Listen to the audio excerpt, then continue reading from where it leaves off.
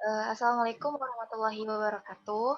Waalaikumsalam warahmatullahi wabarakatuh. Selamat pagi, salam sejahtera untuk kita semua. Selamat datang di webinar LOG Series 3. Perkenalkan, saya Sarah Nurul Wirda sebagai MC pada webinar kali ini. Yang terhormat, Bapak Dr. Insinyur Muhammad Burhanuddin Nur, Master Science, selaku pembicara dalam webinar LOG 2020 hari ini. Yang terhormat, Bapak atau Ibu dan teman-teman peserta sekalian. Pertama-tama, puji syukur kepada Tuhan Yang Maha Esa yang telah memberikan kesehatan serta berkah sehingga kita bisa hadir dan berpartisipasi dalam acara ini. Sebelum memulai kegiatan pada pagi hari ini, mari kita berdoa terlebih dahulu sesuai keyakinan masing-masing. Berdoa dimulai.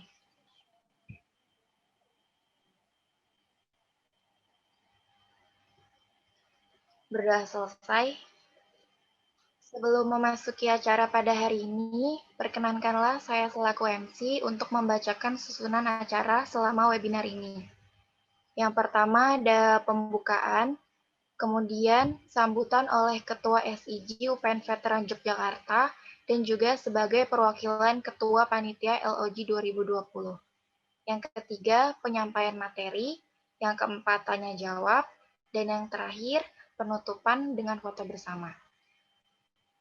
Langsung saja menuju acara yang pertama, yaitu sambutan oleh Mas Gilvandro Rumahorbo, selaku Ketua SIG UPN Veteran Yogyakarta, dan juga sebagai perwakilan Ketua Panitia LOG 2020.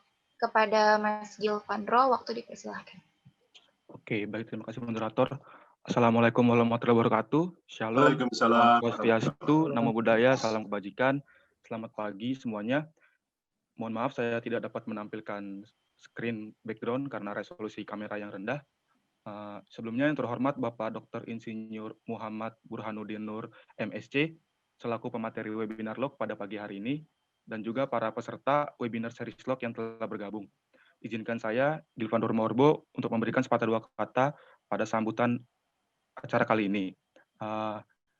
Saya harap juga kita masih dalam keadaan sehat di tengah pandemi yang masih berkecamuk seperti ini dan masih belum menemui titik terang.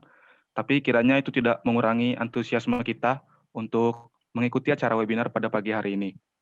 Acara ini merupakan sesi ketiga dari rangkaian webinar log atau Land of Geoscience, di mana sesi sebelumnya membahas mengenai tema yang menarik, salah satunya itu RE dan geothermal, dan sekarang kita akan membahas mengenai tema yang tidak kalah menarik juga, yaitu mengenai studi geologi gunung api lumpur atau Mount Volcano, Kesongo, dan keberadaan potensi hidrokarbon, yang akan dibawakan oleh ekspertisnya langsung.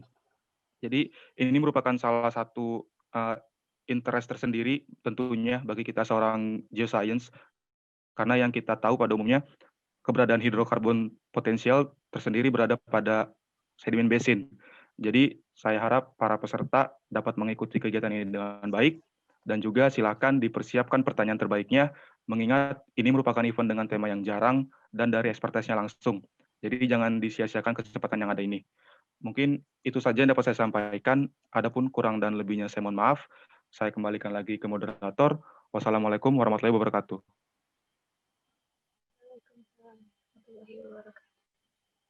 Terima kasih Mas Gilvandro atas sambutannya. Sebelum acara inti, akan saya sampaikan beberapa peraturan ketika webinar berlangsung.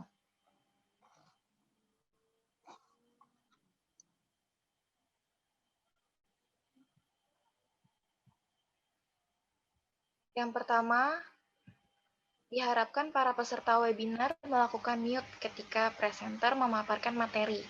Yang kedua, peserta dimohon menggunakan nama akun sesuai dengan nama yang terdaftar. Yang ketiga, sesi tanya-jawab dilakukan di akhir dengan menggunakan yang pertama, chat box dengan format nama _instansi_ pertanyaan, atau yang ingin menggunakan mikrofon dengan menuliskan nama _instansi_ izin bertanya. Dan yang terakhir, peserta yang hadir diminta untuk mengisi daftar hadir pada tautan yang akan diberikan di akhir webinar. Selanjutnya, sebelumnya izinkan saya untuk membacakan CV pembicara pada hari ini.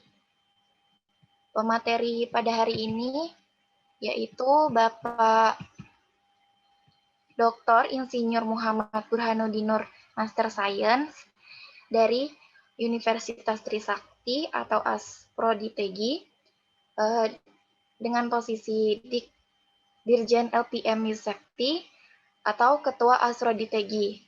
Background edukasi beliau yaitu Sarjana Teknik Geologi UGM, kemudian Master of Petroleum Geoscience UBD, kemudian Doktor Teknik Geologi ITB. Untuk pengalaman bekerja dari beliau, ada dosen teknik geologi FTKE Universitas Trisakti dari tahun 1992 sampai sekarang. Kemudian ada tahun 2014 hingga sekarang menjadi Direktur Badan Afiliasi BATM Yusakti. Kemudian di tahun 2016 sampai 2019 menjadi Wakil Dekan Bidang Akademik. Kemudian di tahun 2019 menjadi Direktur Lembaga Pengabdian kepada Masyarakat.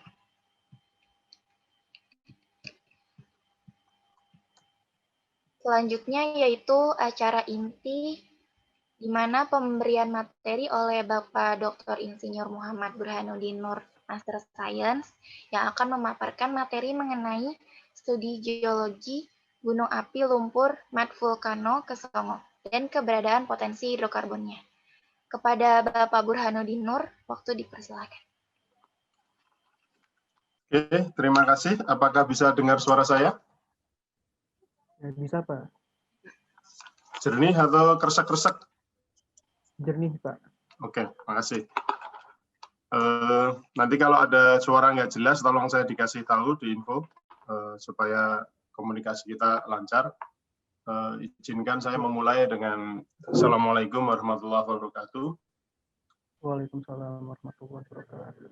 Pertama kali saya ucapkan terima kasih kepada Ketua Panitia dan seluruh tim Panitia, terutama Saudara Tegar yang menghubungi saya untuk bergabung di acara ini. Ini acara sangat baik, Land of Geoscience.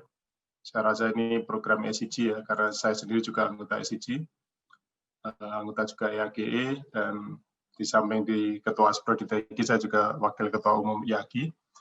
Saya akan sharing, dan karena waktunya jam 9 sampai selesai, nah ini saya bingung juga mau berapa slide saya siapkan gitu kan, 1 slide atau 200 slide, anyway.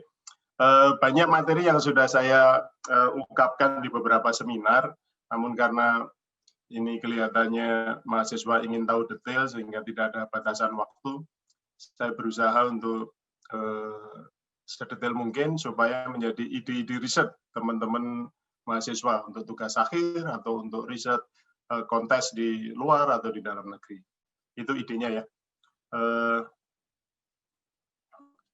Kemudian izin saya share screen. Sudah ya, oke.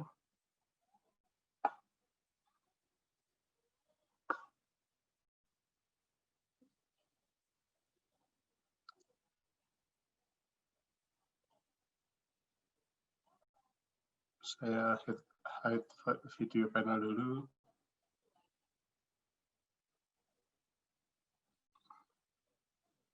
Oke. Teman-teman sekalian, ini flyer yang Anda buat dan saya pakai untuk pendahuluan di sini. Jadi studi geologi gunung api lumpur atau lebih suka disebut dengan Mat Vulcano Kesongo dan keberadaan potensi hidrokarbon. Di Jawa sering disebut dengan beleduk Kesongo. Ini saya disupport juga Asprodi TEGI dan kebetulan saya juga pengurus IAGI, jadi tanpa bermaksud apa-apa supaya mengenalkan organisasi di luar HAGI, di luar SIG, dan saya rasa teman-teman mahasiswa juga sudah kenal. Oke, sebenarnya Kesongo itu menjadi viral beberapa waktu yang lalu karena sempat menguap, gitu kan. 2 orang keracunan, 17 kerbau hilang tertelan lumpur. Nah ini menjadi kemudian in lagi, meskipun sebenarnya ini banyak juga hal yang kemarin-kemarin sudah meletup. Nah, kenapa itu tidak seterkenal gunung api? Karena masalah besarannya dan masalah impact-nya.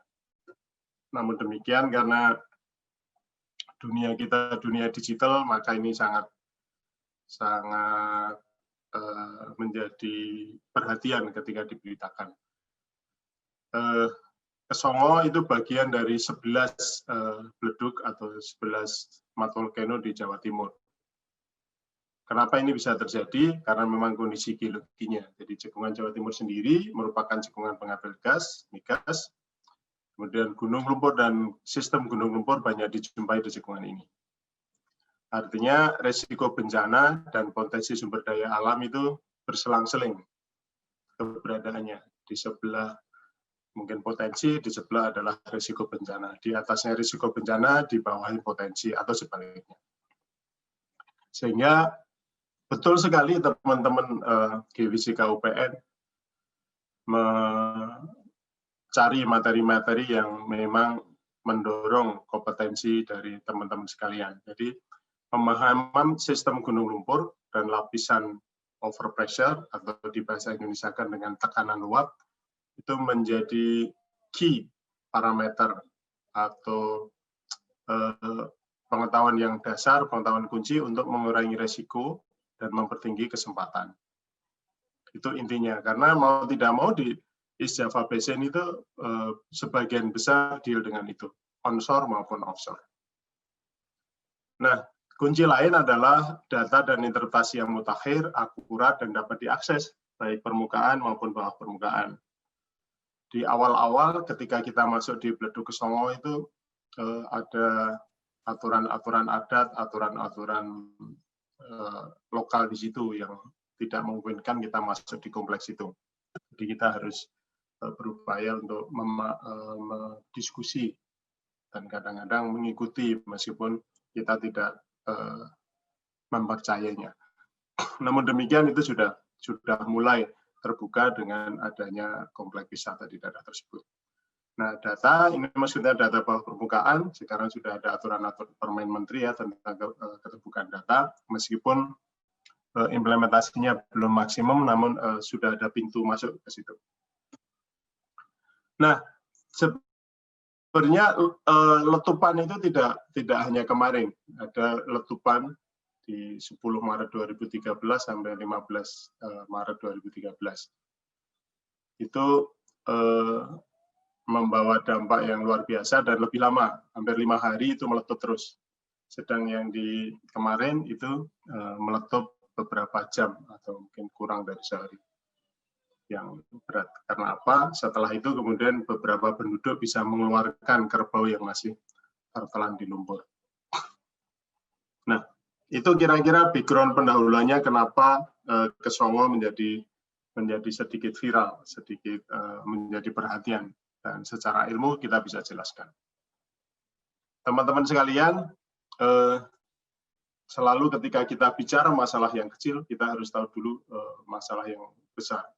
Atau kita tahu yang detail, kemudian kita berusaha untuk melihat yang lebih besar. Itu satu metode yang sudah lazim di sains maupun di engineering. Jadi pendekatan deduktif sama induktif. Itu bisa dilakukan dengan dua cara. Tentunya dengan kaidah-kaidah ilmiah yang harus kita ikuti.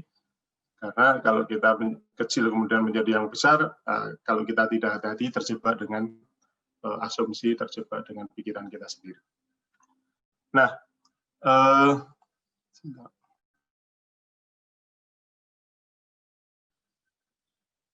kalau kita lihat daerah Kesongo itu di daerah sini, ini tepatnya di sini, di daerah Keratenan. Daerah Keratenan ini banyak sekali mat volcano. Kemudian segaris ke timur itu ada juga banyak mat volcano. Batasan-batasan Sono Gendeng, jalur Polinik, Sono Rembang ini menjadi sedikit perlu beberapa koreksi ketika kita melihat gejala alam yang ada di Keratenan. Secara tektonik, Anda sudah mempelajari bahwa ini bagian dari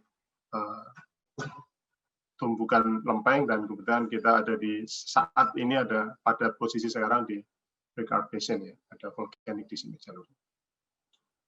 Dan merupakan lapangan cekungan petroleum basin dengan banyaknya ditemukan gas dan minyak di daerah ini.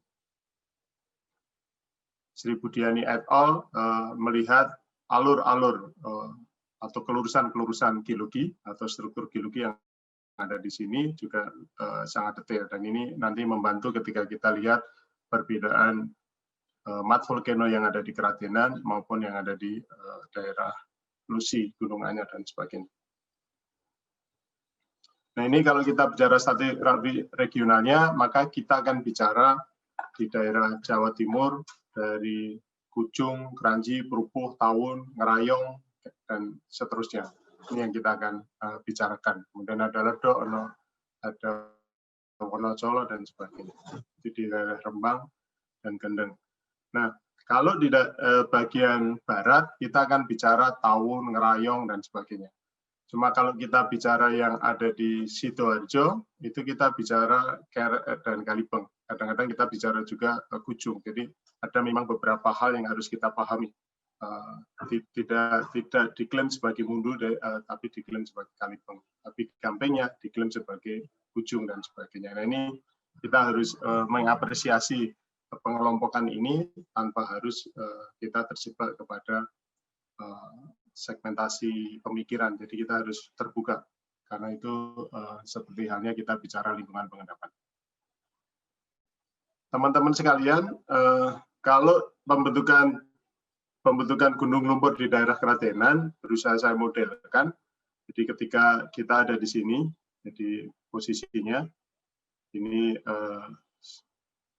saya combine dari Pak Salahuddin ya tentang event-event ini.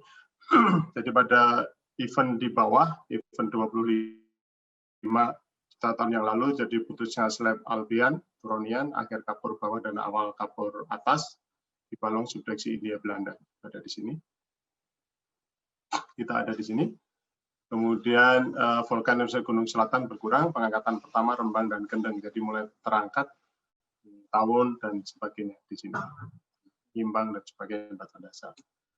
Kemudian di kala Meliopleistosen itu seperti ini. Kemudian di Miocene tengah, kalau kita lihat kita di 25 ini kan, dan ini di 16 juta tahun yang lalu di Tawun. Nah, teman-teman sekalian, pada akhirnya kondisi sekarang itu karena tektonik yang ada sebelumnya kemudian teraktivasi, kelihatan bahwa endapan-endapannya memang membentuk divergen, membentuk segitiga, maka itu ada proses-proses inversi saat pengendapannya, sehingga ada yang menuju ke graben itu menunjukkan sedimen yang tebal. Dan itulah formasi tawon yang kemudian terkena tektonik yang luar biasa, menghasilkan endapan-endapan overpressure, dan kemudian keluar secara natural melewati saluran-saluran. Bisa karena fracture, bisa karena sesar. Teman-teman sekalian, bagaimana kalau yang di daerah Sidoarjo? Di daerah Sidoarjo, kita mulai dari Kalibeng. Jadi kita lihat adanya cekungan belakang sumur Kendeng kembali mengalami penurunan subsidence, pegunungan selatan dan Rembang mengalami pencesaran bongkah di Rembangnya. Dan kemudian pada akhirnya berhentinya subduksi dari awal kolisi timur dan busur vulkanik Belanda. Ini menjadi puncak pengangkatan pegunungan selatan dan Rembang. Jadi sedimentasinya pada 2 juta tahun yang lalu itu menjadi lebih cepat pengangkatannya. Pengendapan kemudian cepat, makanya sering disebutkan di beberapa artikel itu sedimen yang cepat, kemudian pemampatannya itu cepat juga. Itulah yang kita lihat dari Sidoarjo, daerah Sidoarjo. Jadi memang berbeda mekanismenya dan berbeda umurnya dari sumber-sumber yang ada di sumber-sumber batuan yang di bawah permukaan. Nah, ini kira-kira model terakhir. Jadi memang dari rapid sedimentation, kemudian adanya pemampatan dan sebagainya, maka dia akan menjadi mud diapir di bawah atau kemudian keluar menjadi mat volcano. Dan ada Kalanganyar, ada Gunung Anyar, ada Beringin Anom. Persis yang modelnya adalah di ujung-ujung puncak antiklim. Ini mempunyai kemungkinan potensi keluarnya mat volcano. Nah, puncak antiklinnya disebabkan oleh dua hal, karena tektonik yang melipat dan juga desakan dari lumpur yang di bawah permukaan. Jadi ada akselerasi dari desakan tersebut. Itu yang ada di mekanisme di Sidoarjo. Jadi secara geologi kita harus membedakan yang ada di barat, yang di Keratenan, dan ada di timur. Itu berbeda sekali. Bedanya di mana? Bedanya ada di, coba kita lihat di bawah, ini basementnya belum terdefine. Cuma sebelumnya itu basementnya terdefine. Nah, dari situ kita akan berpikir, artinya ketebalan sedimen itu memang diperlukan. Cuma seberapa tebal sehingga kita bisa menghasilkan sistem mat volcano sehingga bisa keluar menjadi mat volcano. Oke. Jadi seberapa tebal, seberapa rate of sedimentation-nya, dan kalau kita lihat di sebelumnya juga tektonik aktif, kemudian diawali dengan grepen-grepen, kemudian menjadi lipatan-lipatan di atasnya, kemudian sesar naik di bagian selatan, tapi di daerah Sidoarjo itu pembebanan sedimen yang tebal, kemudian termampatkan dengan cepat, sehingga memelotot atau untuk mat diapir dulu baru keluar. Nah, ini sesuatu yang berbeda tentunya secara geologi. Itu studi geologinya secara lebih luas. Nah, ini key-nya, teman-teman mahasiswa, kalau kita lihat di daerah Sidoarjo, key-nya adalah berasosiasi dengan Pierceman structure atau diapir serpit di bagian selatan dan utara Lusi.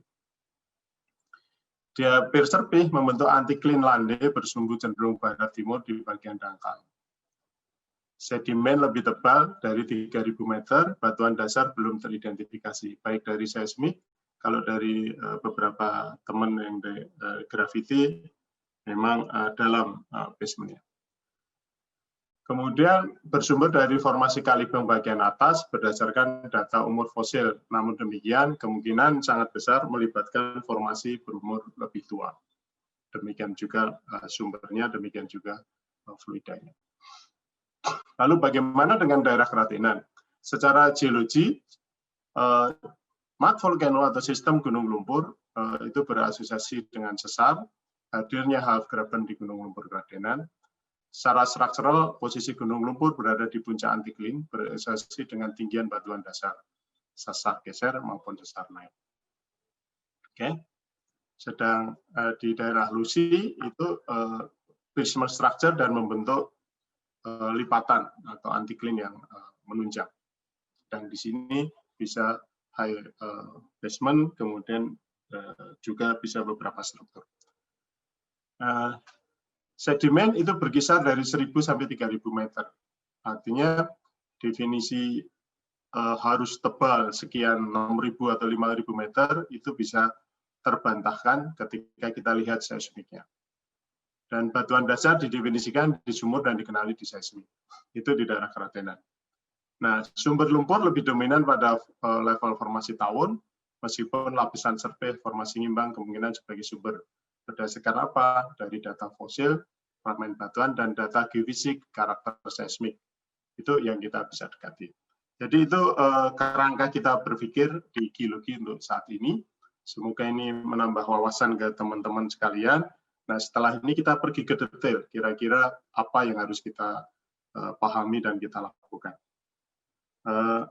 Saya berusaha secepat mungkin menyelesaikan, mungkin 1 jam kurang lebih, habis itu kita banyak diskusi. Nah, teman-teman seperti saya sampaikan di pendahuluan tadi, ini kira-kira distribusinya. Kalau kita lihat di Keratenan, ini ada lapangan minyak di sekitar sini, dan daerahnya. Kemudian di Gunung Anyar, di Sidoarjo itu di sini daerahnya. Dan di Madura seperti ini. Tapi di beberapa tempat ada gas dan sebagainya. Kemudian ini daerah keratenan. Nah, pertanyaannya, kenapa yang ada mat volcano di sini lapangannya tidak berkembang? Nah, itu pertanyaan yang baik kalau Anda punya pemikiran seperti itu. Oke. Nah, ini sebelum kita pergi ke apa itu data-datanya dan bagaimana di lapangan, izinkan saya untuk bersama-sama bersama mahasiswa, bersama teman-teman memahami apa itu bedanya sistem gunung lumpur dan elemen serta prosesnya. Kalau kita bicara gunung lumpur, maka Anda hanya bicara morfologi di permukaan. Oke, morfologi di permukaan. Cuma kalau kita bicara sistem gunung lumpur, maka kita bicara dari bawah permukaan sampai ke permukaan. Dari elemen-elemen generatif yang membentuk lumpurnya, syarat-syaratnya tertentu, kemudian proses migrasinya, apa saja yang mempengaruhi migrasinya, kemudian sampai keluarnya. Dia meletup atau dia cuma meleleh. Dan ini bisa didekati dengan dua cara, dengan data-data real yang ada di lapangan dan data-data permukaan, atau kita bisa didekati dengan melakukan modeling yang sering kita sebut dengan Hiliso model. Ya. Hiliso model ini suatu cara bagaimana kita memahami letusan atau pergerakan dari overpressure dimodelkan, sehingga kita tahu lapisan-lapisannya akan seperti apa. Nah, dari sini penelitian yang lalu kita akan membedakan ada generative subsystem, kita punya sistem gunung lumpur, kita punya generative subsystem. Kalau teman-teman pernah bicara masalah petroleum play, petroleum system, maka ini dianalogikan seperti itu. Jadi ada dapurnya, dapur itu ada elemennya, ada prosesnya. Elemennya apa? Harus fine grain atau shell smectite dominated. Kira-kira lebih dari 85%. Sedang prosesnya dia harus tertimbun di 1000 meter lebih, sumbernya ini generatif, kemudian mempunyai rate of sedimentation kira-kira sedang sampai tinggi, dan harus ada contraction tectonic regime. Jadi harus ada contraction tectonic regime. Meskipun awalnya ekstensional, kemudian menjadi contraction. Kemudian ada hydrocarbon generation. Itu yang prosesnya. Setelah ini terpenuhi, maka dia akan naik, elemennya harus shale tersebut menjadi overpressure shale. Kemudian di dalam overpressure shale, di atasnya atau di sampingnya mempunyai valve fault atau sesar katup, kemudian fracture atau fault related. Tapi elemen itu tidak akan berakibat migration ketika kita tidak punya proses. Prosesnya apa? Prosesnya adalah reaktivasi atau inverted fault. Ini ada di kedua di keratenan. Ada piercement structure, jadi structure dorongan. Kemudian atau ada hydrofracture. Oke. Jadi proses ini akan kemudian menghasilkan migrasi. Jadi elemen ada, prosesnya ada, maka menghasilkan migrasi. Namun secara fisika, secara tekanan kita bisa bicarakan itu. Tapi ini kita mendeskripsi proses dan elemennya. Nah, kemudian ada sistem yang disebut dengan ekstrusif. Jadi elemennya apa? Ada migrasi mud, clay, shale maupun fluida ke atas.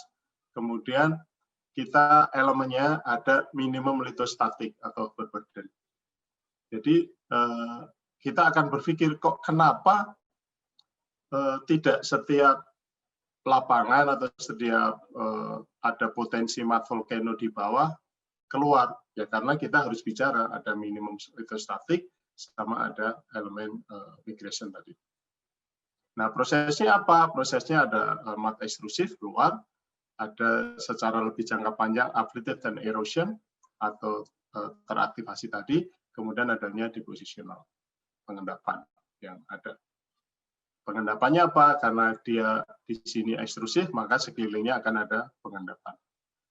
Jadi itu yang kita harus pahami sistem gunung lumpur. Jadi secara gamblang, ketika bicara gunung lumpur, maka bicara permukaan. Tapi ketika kita bicara sistem gunung lumpur, maka kita bicara keseluruhan. Jadi dengan judul yang dikeluarkan teman-teman, saya berasumsi yang ingin dikenali adalah sistem gunung lumpur. Nah, ini model sistem gunung lumpur di Jawa Timur, hasil penelitian beberapa tahun lalu. Ada tipe Kuwu, termasuk nanti tipe Kesongo.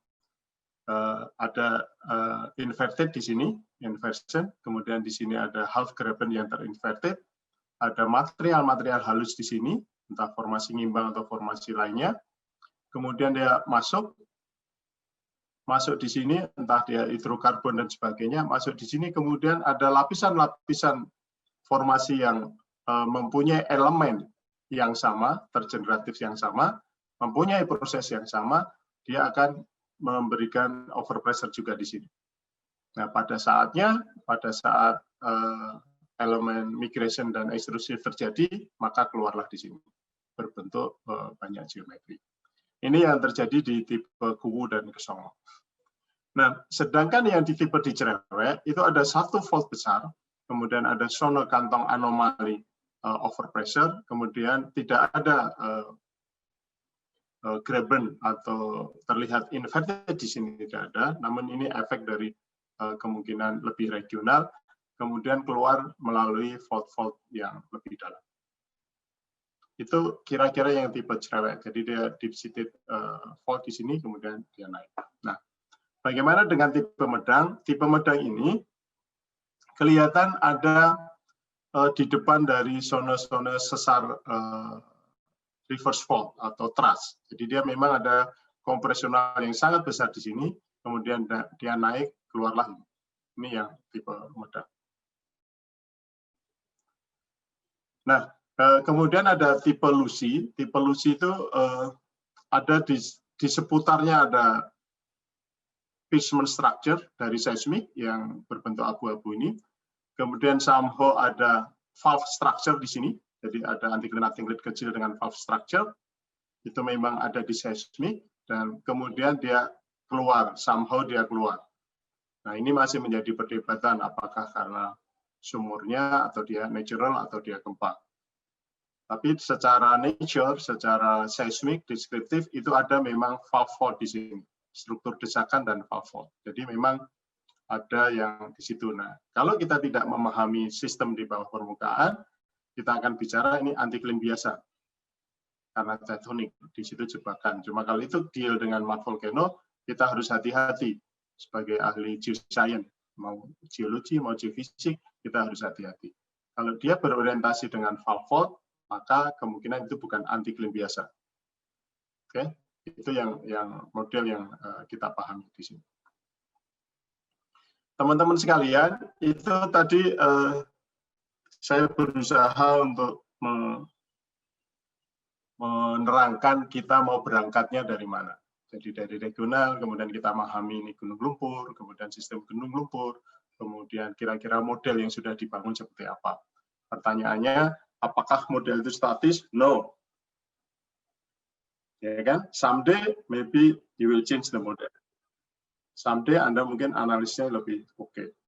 Jadi ini bagaimana kita harus yakin bahwa sesuatu itu selalu berubah. Nah, data dari penelitian itu cukup banyak. Jadi dari QuickBird, ada seismik, kemudian data permukaan.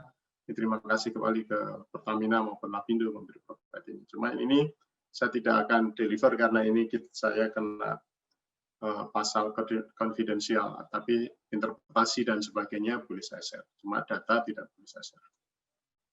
Nah, metodenya supaya teman-teman melihat Metodenya sangat banyak yang saya gunakan, dari survei lapangan, kemudian data permukaan lapangan. Survei lapangan itu dari ngambil lumpurnya, ngambil airnya, ngambil sampel batuannya, memetakan geologi khusus gunung lumpur, gitu kan. Nah, ini kita data lapangan.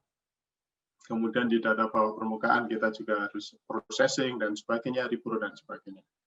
Kemudian kita menganalisis, interpretasi dan pemodelan, menghitung dan sebagainya dari analisis data lapangan, kemudian laboratorium dari petrografi, SEM, SRD, analisis besar butir, fosil, adsorpsi, analisis kimia air, gas, isotop dan sebagainya. Di data permukaan kita interpretasi seismik, analisa log dan pemetaan, kemudian identifikasi dan analisis mekanisme tekanan luap, sampai memodelkan heliosum. Kemudian kita menganalisis strain, laju sedimentasi, betalustatik, litostatik yang ada, kemudian kita lakukan repicking seismic velocity. Tujuannya apa? Kita melihat subsistem tadi, model sistem gunung lumpur yang tadi saya sampaikan, pengaruh laju tektonik. Nah ini peta potensi gunung lumpur, kemudian hidrokarbon, saya beri nama mud gas plate. Kalau Anda sering dengar shale gas, Anda dengar CPF, Anda konvensional. Nah ini mud gas plate sebuah usulan. Meskipun perkembangannya sangat lambat, cuma terus ini kita harus teliti. Kemudian simulasi dengan heliosum tentang pengukuran. Ini penelitian. Nah, apakah kalau S1 semua ini dilakukan, ya Anda pilih salah satu. Kalau di geofisik, pasti Anda bicara ke seismiknya, atau bicara dengan geolistrik, atau Anda bicara dengan georadar, kan daerah Kesongo, daerah Kuwu dekat dengan Jogja, kan? Apalagi sudah ada tol ya, itu mungkin nanti bisa lebih cepat. Itu bisa langsung studi ke sana. Dari data seismik yang tadi, saya meng-highlight tentang metode repicking ulang seismic velocity. Nah, ini kenapa saya highlight, karena memang ini ketika kita menjadi seorang geoscience, kita harus mampu geologis, juga mampu seismik. Jadi teman-teman geofisika UPN harus berpikir lebih lebar, bahwa seorang geofisik itu harus tahu juga geologi, seorang geolog itu juga harus tahu geofisik. Hanya berangkatnya yang berbeda. Berangkatnya dari konsep-konsep geologi atau konsep-konsep geofisik. Teknologinya kita bisa merge, pakainya berbeda-beda.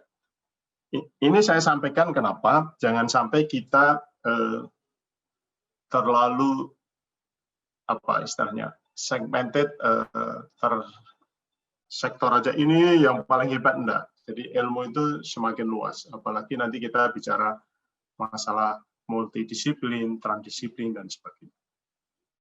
Jadi ini repicking seismik, kalau kita lihat nanti punya data seismik, maka survei data untuk kecepatan itu biasanya setiap 500 SP atau 300 SP itu standarnya.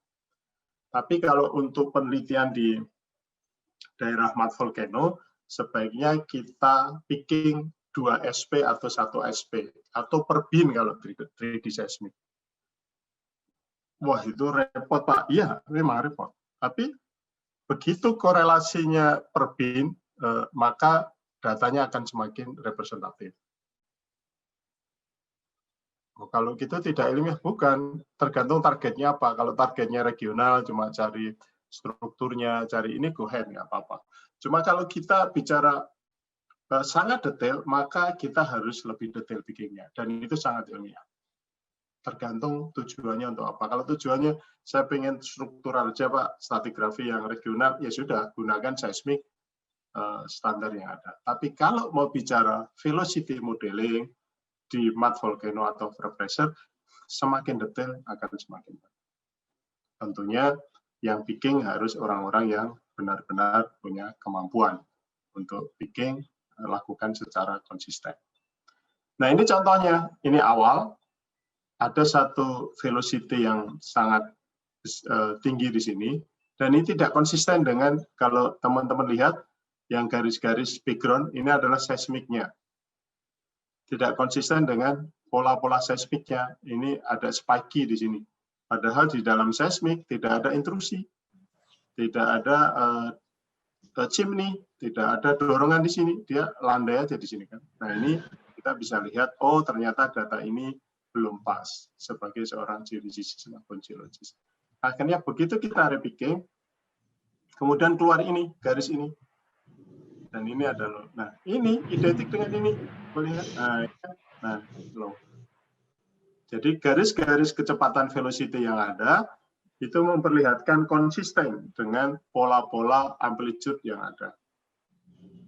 Meskipun teman-teman geofisik akan tahu sebenarnya velocity itu fungsinya apa, gunanya apa, bisa apakah teman geofisik harus tahu.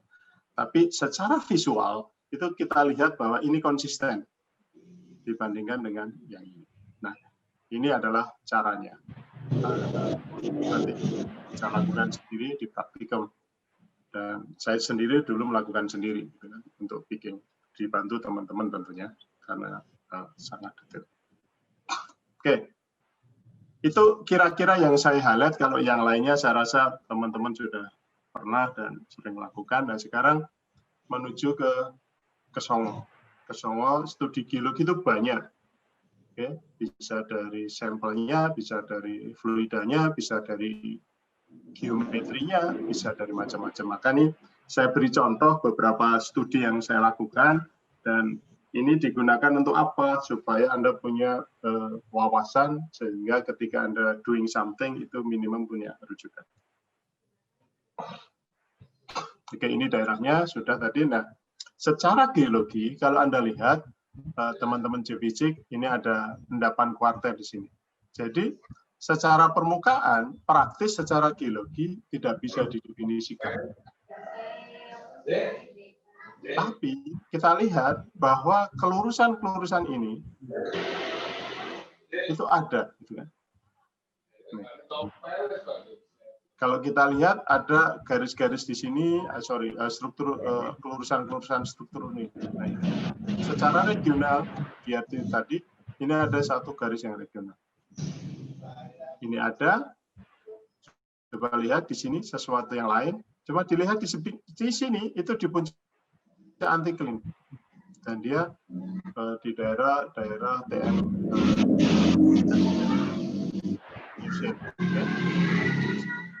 Jadi kalau kita bicara di daerah yang endapan kuarter di sini, kita tidak bisa lihat geologinya seperti apa. Tapi di sini di sekelilingnya kita masih bisa mengukur.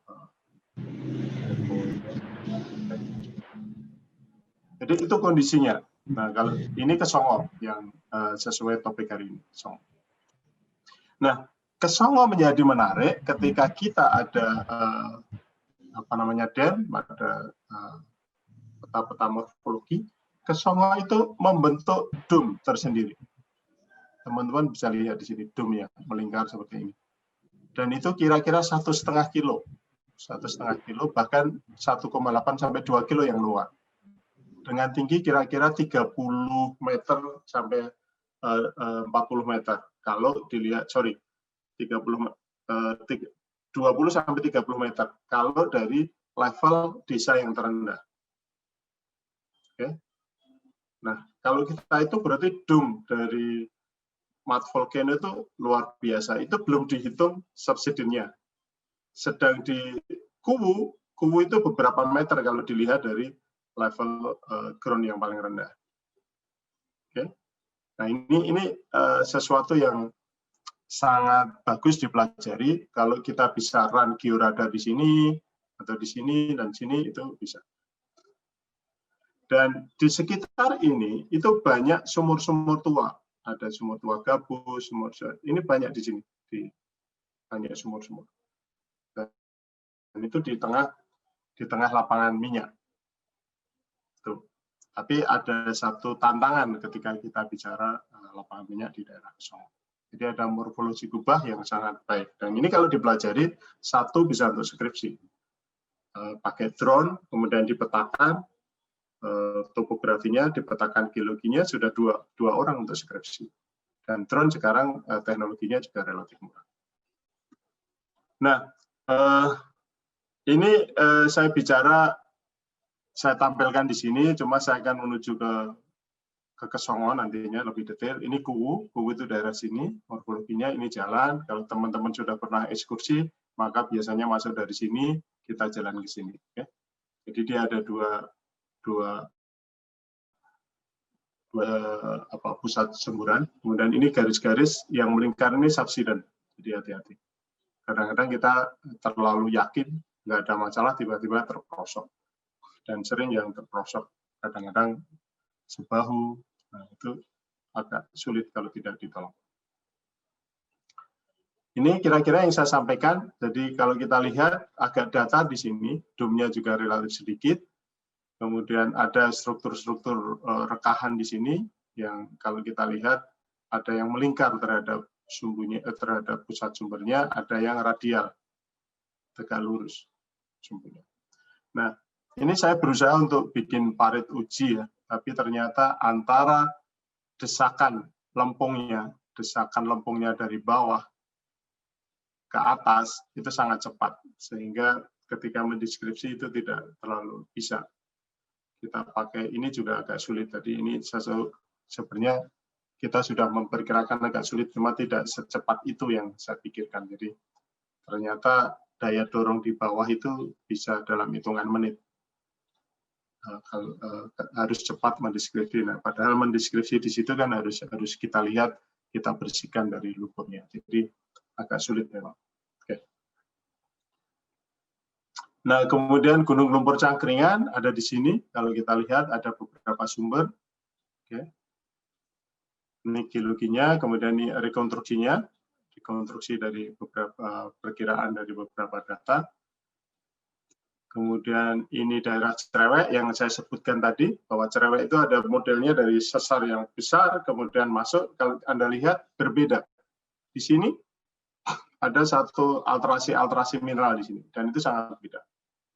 Kadang-kadang ada beberapa titik ada sulfurnya, kadang-kadang ada mineral-mineral travertinnya, dan sebagainya. Dan suhunya lebih panas. Yang di Cerewek sama di Banjar Lor ini suhunya panas, kemudian ada kandungan garamnya. Nah, ini yang di Medang tadi ada kubah di seperti ini. Memang jalan agak jauh dan ada kolam yang CO2-nya sama metannya sangat tinggi di sini. Nah, pandangan-pandangan semacam ini kalau kita bicara lava gitu, nah ini seperti lava lumpur, bukan lava dalam konteks batuan beku, ini lava lumpur gitu kan, keluar.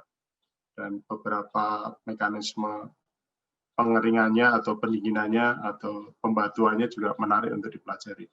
Ada aliran-aliran seperti ini. Tentunya berbeda dengan yang suhu tinggi karena ini suhu rendah.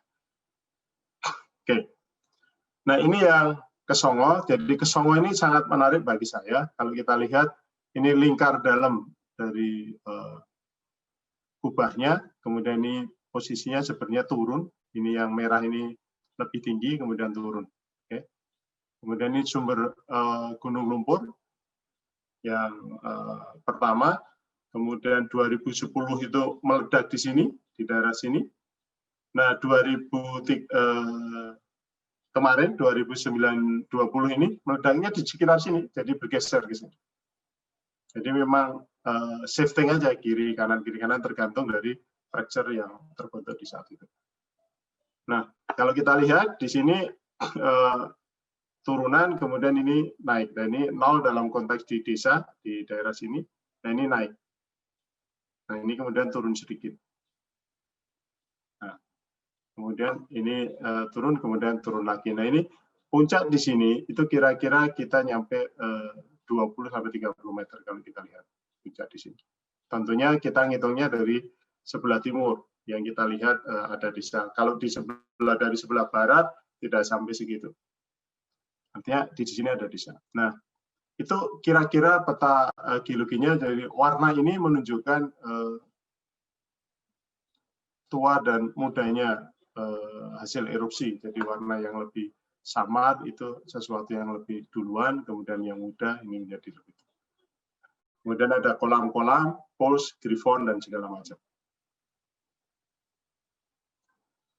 Nah, ini pandangannya, geometrinya, cara ini bekas letusan yang tadi saya sampaikan di peta. Kemudian ada bongkah-bongkah yang besar seperti ini. Oke, bongkah-bongkah sampai 40 cm di sana. Kemudian ada retakan-retakan yang tadi ada turun, ada juga yang naik dalam konteks hanging wall dan footwall-nya ya. Kemudian ada griffon, barisan griffon yang memanjang. Kalau kita lihat itu bisa ada beberapa kelurusan. Kemudian kalau kita lihat ini rekahannya, kalau kita lihat kita bicara umpama ini andekan kita berpikir ini adalah lubang bor, maka breakout seperti ini atau lubang-lubang itu juga mengikuti retakan-retakan yang ada. Tentunya ini dalam konteks dangkal ya. Ini tidak dalam konteks yang sangat dalam. Jadi beberapa geometri ada terlihat di sini. Oke. Kalau kita lihat griffon semacam ini, di dalamnya itu ada sumbatannya di sini. Nah, sumbatan ini ketika terdorong oleh fluida, mau gas mau air, akan berbunyi. Jadi plung, plung, gitu. Nah, ini yang kemudian teman-teman di sana secara tradisional bicara masalah suara yang mistis, gitu kan. Sebenarnya ini ada sumbatan lumpur begitu, ada lubang di bawah dan di tengah. Ketika tekanannya lebih tinggi, maka lubang ini akan terbuka karena terpaksa dia akan ada rongga resonansi di sini, rongga resonansi, plung. Nah, gitu. Jadi kadang-kadang seperti musik, plung, plung, plung, plung, plung, itu kalau pas gasnya tinggi. Jadi ini sebagai indikasi juga kalau suaranya itu tidak begitu aktif, kita tiba-tiba berhenti, kita harus curiga. Tiba-tiba lebih ramai juga harus curiga. Nah, ini yang kalau dari juru kunci di sana mereka sampaikan, kalau sudah semuanya sunyi, nggak ada musik, kira-kira beberapa hari akan meletus. Nah, itu pengetahuan lokal di situ perlu kita kaji juga. Jadi kemungkinan dia akan tersodok lumpur itu ke atas sehingga di bawahnya mengumpul semua, dan itu potensi untuk membuat letusan. Ini kesaksian dari juru kunci ya, tapi apakah ini benar atau salah? Menurut mereka sebelum waktu 2013 itu sebelum meletup ada satu kesunyian, jadi griffonnya tidak bunyi. Griffonnya tidak bunyi. Oke. Ini Gunung Lumpur Anak Kesongo. Sama mirip, kemudian dari ringkasan petrografi kita lakukan juga sehingga petrografinya akan kelihatan ada gejala-gejala metasedimen, akan kelihatan ada gejala-gejala mikrofault segala macam di situ. Itu kita lihat banyak di sana, ada sterolitnya, ada isian sparit kalsit dan sebagainya. Tapi dari batu-batuan itu juga mengandung fosil. Nah, fosil-fosil inilah yang kemudian kita lihat umurnya. Sumbernya dari mana, umur sumber itu. Ada banyak argumentasi. Kemungkinan ini endapan-endapan konglomerat bis. Bisa juga. Cuma kalau kita lihat, hampir semuanya itu angular. Very angular. Jadi, untuk konglomerat bis atau breksi bis unconformity kemungkinan bisa, namun biasanya lebih rounded. Ini hampir semua angular. Dari fosil juga kita analisis masing-masing data itu, kemudian kita lihat dari fosil besar kita juga lihat Lepidosiklina, Ambistichina itu ada, dan menurut konsultasi dengan Dr. Khairil, ini memang fosil-fosil yang tua, Oligosen akhir sampai Miocene awal.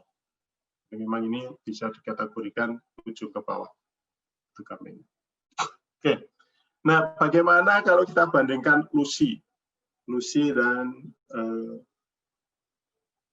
Kesongo?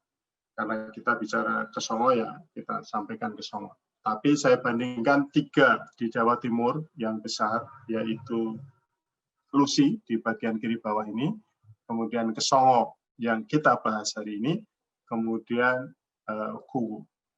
Oke. Kalau kita lihat, ini data tahun berapa ya? Data tahun 2011 atau 12 ya, Lucy. Kalau kita lihat dari data di sini, ini yang Kesongo, ini anak Kesongo yang kecil yang tadi, ini Kesongo, kemudian ini adalah lingkar luar dari domnya, ini lingkar dalam dari domnya yang di bawahnya lebih rendah, di sini ada lereng. Nah, yang saya maksud 0 tadi di desa sini. Oke. Itu kira-kira 20 sampai 30 meter. Oke. Ini lingkar luar yang kira-kira dulunya ada bentukan dom. Dan domnya itu elipsnya itu cenderung barat timur.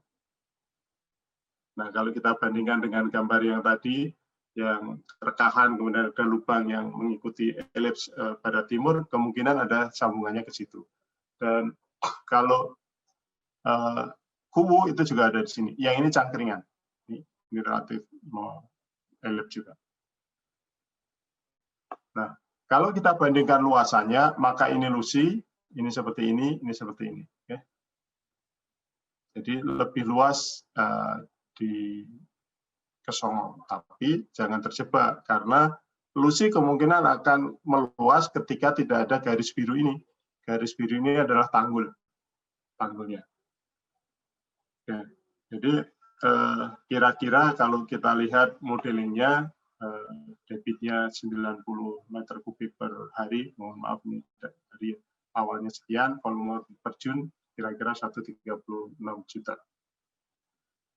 Kesongo dengan beda kubah 20 sampai 30, garis tengah 2,75, volumenya kira-kira 148,4 juta meter kubik. Cuma mungkin Lucy sekarang semakin besar. Kesongo ini kita tidak bicara erosionalnya. Di erosionalnya berapa? Kesongo dan Kuwu secara saintifik tercatat secara saintifik itu di 1858. Itu secara saintifik. Artinya secara tradisional itu mungkin sudah tercatat lebih tua dari itu. Nah, ini evolusi morfologi lumpur, itu dari fase konstruksi, kemudian ada fase transisi, kemudian ada fase erosional, kemudian erosional berlanjut. Nah, ini kira-kira Lucy kemarin tahun 2000 itu membangun semuanya, kemudian anak Songo dan Medang geser membangun, tapi gasnya sedikit, lumpurnya relatif sedikit. Medang terletak di kerucut seperti ini, nanti prosesnya, kalau ini membangun, ini prosesnya seperti ini, kemudian tererosional menjadi pipe. Ada subsidence di juga ada pipe. Itu evolusi morfologi gunung lumpur. Itu bisa paralel, bisa juga tidak, artinya serial. Bisa, memang awalnya sudah lumpur juga bisa, karena faktor-faktor ini. Nah, ini saya bicara lumpur Kesongo dalam laboratorium sudah lengkap. Di sini umurnya ada Kesongo, kemudian sudah. Nah, kalau sudah gini kita meneliti apa lagi? Dicoba lagi. Siapa tahu ini data ini perlu direvisi untuk teman-teman geosains. Kemudian Kesongo secara SEM kita lihat 1.500 meter dalam tahapan mediogenesis, meodiagenesis. Okay? Teksturnya dari kaolinit. Kemudian tekstur bukunya juga mulai kelihatan. Oke, ini kira-kira. Dan dari analisis semua SEM dari banyak mat volcano, memang yang paling dalam di Kesongo sumbernya, menurut hasil SEM, perkiraan dari SEM. Oke. Dan kalau kita lihat di sini smectite kaolinit ada semua di sini dan tinggi. Di Kesongo dengan 2 sampel dari anak Kesongo dan Kesongo sendiri memang 1.500. Dan dari seismik itu kelihatan lebih dari 1.500. Artinya saling mendukung. Nah, dari SRD kita lihat Kesongo di sini itu ada relatif normal, cuma kalau kita lihat di sini ada elite, kan? Kemudian di daerah-daerah lain ada. Jadi yang paling menarik sebenarnya ini cerewet, ada candi segala macam. Dan ini bagian dari mungkin alterasi atau yang lain. Dan masih banyak yang bisa diselidiki di sini. Dari iseng-iseng untuk ukuran butir kelihatan juga bahwa morfologi pi, morfologi itu melihat berbeda. Pi dan pulse itu berbeda. Tapi kenapa pulse dan salsa itu bervariasi? Karena kita lihat bahwa pool dan salsa ini kan berupa kolam. Jadi kadang-kadang runtuhan yang ada di sini masuk ke sini. Jadi inilah yang terukur. Jadi jangan sampai kita miss dengan pools dan salsa. Dia akan di sini. Tapi mostly untuk pi dan pi dan griffon itu berbeda. Di griffon itu punya butiran lebih kasar, lebih banyak, kira-kira 20%, sedang untuk pi itu kurang dari 5%. Tapi jangan dibandingkan pulse dan salsa karena ada rombakan yang ada dari luar. Nah, ini ukuran butir kalau kita akumulasi memang yang muda, maka ukuran butirnya akan sangat bervariasi. Kemudian tiba-tiba dia tua atau dewasa dari pi dan sebagainya macam, dia lebih halus ke sini, lebih seragam. Ini tes hasil fisik lumpur. Jika diinginkan fisiknya, untuk apa ini? Biasanya untuk mengetahui lumpur ini bisa dipakai sebagai lumpur pemboran atau lumpur-lumpur yang lain. Ini ada sifat fisik. Nah, ini uji kimia air formasi yang ada di Gunung Lumpur. Teman-teman kita lihat ini ke Songo, mostly dia Na dan Cl-nya relatif mendekati mendekati fresh ya, tidak begitu banyak. Tapi kalau kita lihat Kuwu ini tinggi sekali, dan secara geoscience Anda lihat nih Li-nya dan Mg. Li lithium, nanti industri baterai dan sebagainya, di Cangkringan, di Kuwu, di Banjarlol, Cerewet, itu sangat besar Li-nya. Nah, ini menarik sekali untuk kita teliti di batuannya, ini di fluidanya. Jadi bisa juga penelitian-penelitian ke arah sini untuk teman-teman mahasiswa LI.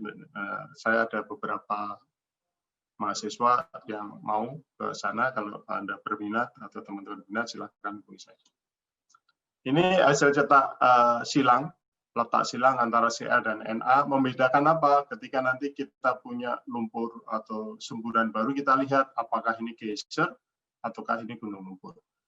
Ini saya ambil gunung lumpur dari seluruh internasional, kemudian Kendeng, kemudian Zona Rembang. Jadi kita confirm awalnya di tahun 2007.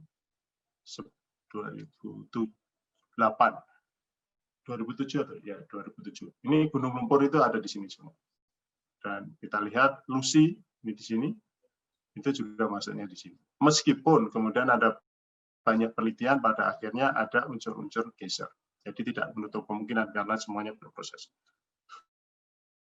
Ini juga sama, dan ini juga komposisi untuk gas dalam sampel. Mana Kesongo? Kesongo ada di sini, anak Kesongo dan Kesongo. Kalau kita lihat, dia CO-nya tinggi, kemudian nitrogennya tinggi, metannya relatif rendah. Oke? Meskipun anak Kesongo menunjukkan tinggi. Kemudian untuk Kuwu juga relatif rendah, CO2-nya yang tinggi. Nah, pertanyaannya, dari mana CO2-nya? Kemudian, kenapa yang di atas, yang di bagian keratenan dan sebagainya, itu tidak ada lapangan gas yang terproduksi, ada kemungkinan CO2-nya tinggi. Karena di Kuwu, ya kan, Kuwu, kemudian Medang, itu relatif lebih tinggi. Itu CO2-nya. Sekarang ini ada CO2 capture yang kemarin saya ikuti dan ada beberapa yang kita lakukan.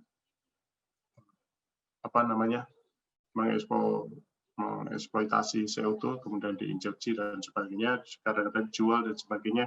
Banyak itu sesuatu yang kita bisa lakukan. Bagaimana dengan isotopnya? Isotopnya rata-rata hampir semua adalah peak oil, post oil, late generation, dan sebagainya.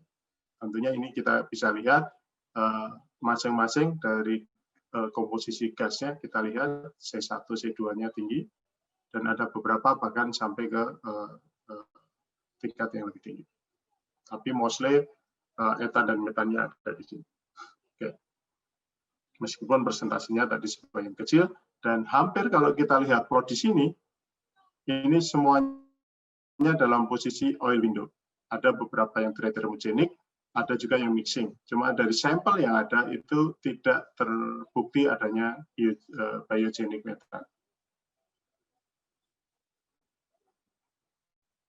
Nah, ini 4 model yang tadi saya sampaikan, summary-nya sebenarnya ini harusnya di awal tadi. Nah, kenapa kesongo erupsi? Ini yang tadi saya sampaikan. Nah, ini kira-kira depth structure-nya untuk level sumbernya. Kesongo di mana? Kesongo ada di sini. Ini kesongo. Ini yang merah ini. Sorry, ini tandanya harusnya dibuat lain. Ini merah, ini kesongo. Jadi ada antiklin. Tadi kalau ingat peta geologi di permukaannya antiklin, di bawah permukaan juga bentuk antiklin memanjang pada timur. Dan tadi kita lihat ellipsoidnya juga secara image itu relatif sumbernya memanjang ke barat timur. Ini di seismiknya, seismik regionalnya, hasil interpretasinya kalau kita lihat di kesongonya. Jadi kesongonya ada di puncak seperti ini, namun ada satu sesar-sesar dan di bawahnya itu ada graben atau half graben yang terlihat inverted karena di setiap graben dia menebal. Jadi inversi yang dulunya sesar turun tiba-tiba menjadi sesar geser atau sesar naik. Jadi kelihatan di sini. Nah, sekarang dari regional tadi kita bawa nih ke sekitar beleduk Kesongo seperti diskusi hari ini. Kalau kita lihat, ini Kesongo yang tadi sudah kita lihat, ini modelnya, kemudian ini permukaannya. Bagaimana dengan seismiknya? Ini seismiknya. Kira-kira letaknya di mana Kesongonya ini? Kesongonya ini ada Kesongo, ini ada Kesongo, anak Kesongo. Seismiknya. Jadi dari seismik terlihat bahwa ini ada refleksi acak, ini kemudian refleksi acak di bawah di bagian graben tadi, half graben tadi, kemudian ada vibrit di sini. Kemudian ada zona acak membentuk saluran geometri yang refleksinya acak. Nah, yang biru ini formasi tawon. Nah, ketika kemudian ini kita bisa mendeskripsi, oh ini refleksi acak, oh ini kemungkinan sesuatu yang tidak lurus, kemungkinan lempung atau mungkin bahkan mungkin gamping gitu kan. Cuma jarang yang bilang gamping karena dia blur atau ngedim, tidak ada amplitude yang ada. Cuma kita lihat yang blur seperti ini, itu ketika kemudian kita lakukan picking velocity secara detail, terlihat sangat lebih jelas. Kalau kita ambil kotak di sini, ini kotak yang ada di bawah ini, refleksi acak, kelihatan bahwa dia punya anomali, low anomali di sini. Di bawah ini yang acak, itu ada low anomali. Nah, kalau kita lihat, saluran yang ada di sini, ini, saluran yang tegak ini yang ada refleksinya itu dia hijau, artinya velocinya relatif besar. Cuma di sini itu low, dan yang low ini anak Kesongo masih aktif karena membentuk material yang segitiga cone. Tapi di Kesongo, tepat di bawah Kesongo itu sebenarnya sudah zonanya sudah tidak aktif. Tapi ada fracture yang ada kecil-kecil di situ. Kemudian ini ada struktur ada di sini. Jadi pressure yang di sini ada valve structure di sini masuk ke sini, ini bisa naik ke sini karena fracture. Artinya itu sangat mungkin bahwa Kesongo itu bisa melepas lagi gas karena potensi di bawahnya itu masih ada. Oke. Nah, sekarang bagaimana kita memahami ini? Kita lakukan dengan yang disebut dengan Helisho. Apakah benar bahwa material itu bisa bergeser ke samping? Betul. Ini dari model Helisho. Kalau kita lihat, ini satu yang masif dari lempung, ini pasir. Kita desak, maka sumbernya dari sini. Kemudian dia bergeser ke sini, dia bergeser ke sini. Oke, bergeser ke sini. Ini sumber nih, kita tekan ke sana, kasih oksigen, ini saya pakai oksigen, kemudian dia bergeser sini, tapi meledaknya di mana? Meledaknya di sini, ini kita lihat. Meledaknya tidak lurus, cuma dia ada di sebelah kiri dari sumbernya. Itu pertama. Itu saya lakukan modeling tanpa mengharapkan hasil apapun. Kira-kira bisa nggak menyerupai ini? Dan di alam, di model sangat mungkin. Kemudian kedua modelnya saya bikin satu bantuan bahwa ini ada sumber, ada lapisan kedap ini terpotong oleh sesar kecil, rekahan kecil. Oke. Kemudian kita injek udara di sini sebagai perwakilan dari overpressure. Kemudian dia akan menekan kiri kanan, kemudian berada di lapisan di bawah lapisan kedap atau impermeable atau shield.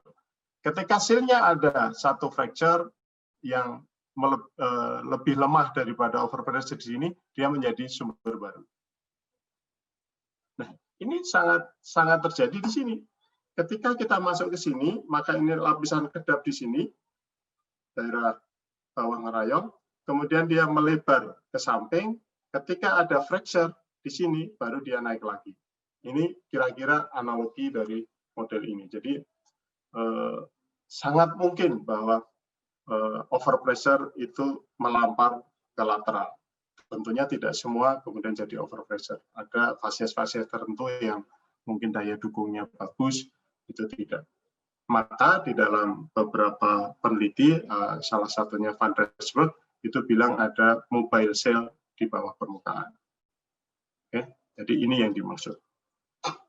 Oke, kemudian seismik karakter yang lain, kalau kita lihat, ini kuwu, ini kesongo, sudah ya, kita lihat low velocity.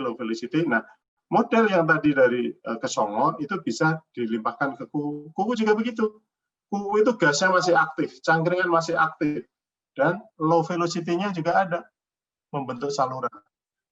Oke. Tolong bedakan dengan yang kesongo. Kesongo itu sudah mati. Dia hijau salurannya, yang vertikal. Ini hijau. Tapi di kuwu, ini ada blur di sini, dan ketika di anomaly velocity, dia membentuk channel low anomaly velocity.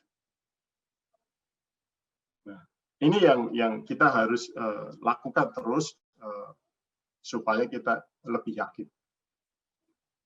Nah, kemudian kita bicara bagaimana kita tahu mekanisme overpressure. Ya, kita harus tahu mekanismenya apa. Kalau ada well basis itu bagus. Nah, ini kira-kira penelitiannya di sini. Jadi konsepnya dari gambar simpel, cuma pemahaman kita harus hati-hati. Jadi harus hati-hati juga. Tapi dari gambar, membandingkan gambar, itu adalah metode yang paling mudah menganalogikan. Tapi pengertian konsep kita harus belajar juga tentang mekanisme overpressure. Di Indonesia banyak ahlinya itu, ada dari Pak Agus Ramdan, ada Pak Giovanni, ada Pak Romi, dan ada Pak Imam Setiaji, banyak sekali. Oke, ada Pak Jeres untuk geomekanik seperti ini. Nah, ini kita bisa lihat per sumur, kita lihat di sini date-nya seperti apa, log-nya seperti apa, kemudian kita bandingkan. Oke, ini sonicnya. Ini sonic kan ada constant transit time. Ini yang hijau di sini. Ini di hijau. Ini hijau dari NCT-nya. Kita lihat bahwa ini adalah ada constant transit time, itu oleh apa? Maka ada A ini, A di sini adalah ketidakseimbangan kompaksi, B non pembebanan. Jadi kita bicara kalau sonicnya dia melengkung seperti ini, berarti dia di posisi B, non pembebanan. Kalau yang di A lurus seperti ini, maka dia ketidakseimbangan kompaksi. Nah, problemnya di sini, Pak, kalau yang di RBT, apakah dia bisa diinterpretasi seperti ini, kemudian seperti ini? Nah, ini masalah bagaimana kita memahami data dan konsepnya. Itu yang saya sebut tadi. Kalau datanya itu lurus-lurus seperti ini, kita bisa lakukan. Nah, teman-teman yang mau belajar tentang ini tentunya harus bisa memahami lebih jauh. Tapi ini sebagai prolog, supaya Anda paham gunanya apa. Jadi kita harus yakinkan dulu. Nah, kemudian kita bisa diplot juga pressure plotnya, kemudian kecepatan interval. Nah, kadang-kadang kita jumpai data sumur tidak komplit, ya mau tidak mau kita kombinasi. Ada data-data yang kita kombinasi kayak gini, dua sumur nih, sumur A yang hitam, sumur B yang ungu. Kemudian kita lihat trennya NCT. Untuk plot NCT ini juga perlu hati-hati. Tidak boleh sembarangan, cuma memang masih subjektif, tapi bisa dipertanggungjawabkan. Kemudian kita lihat ini, oh dia lurus, berarti lebih cenderung nanti ketidakseimbangan kompaksi.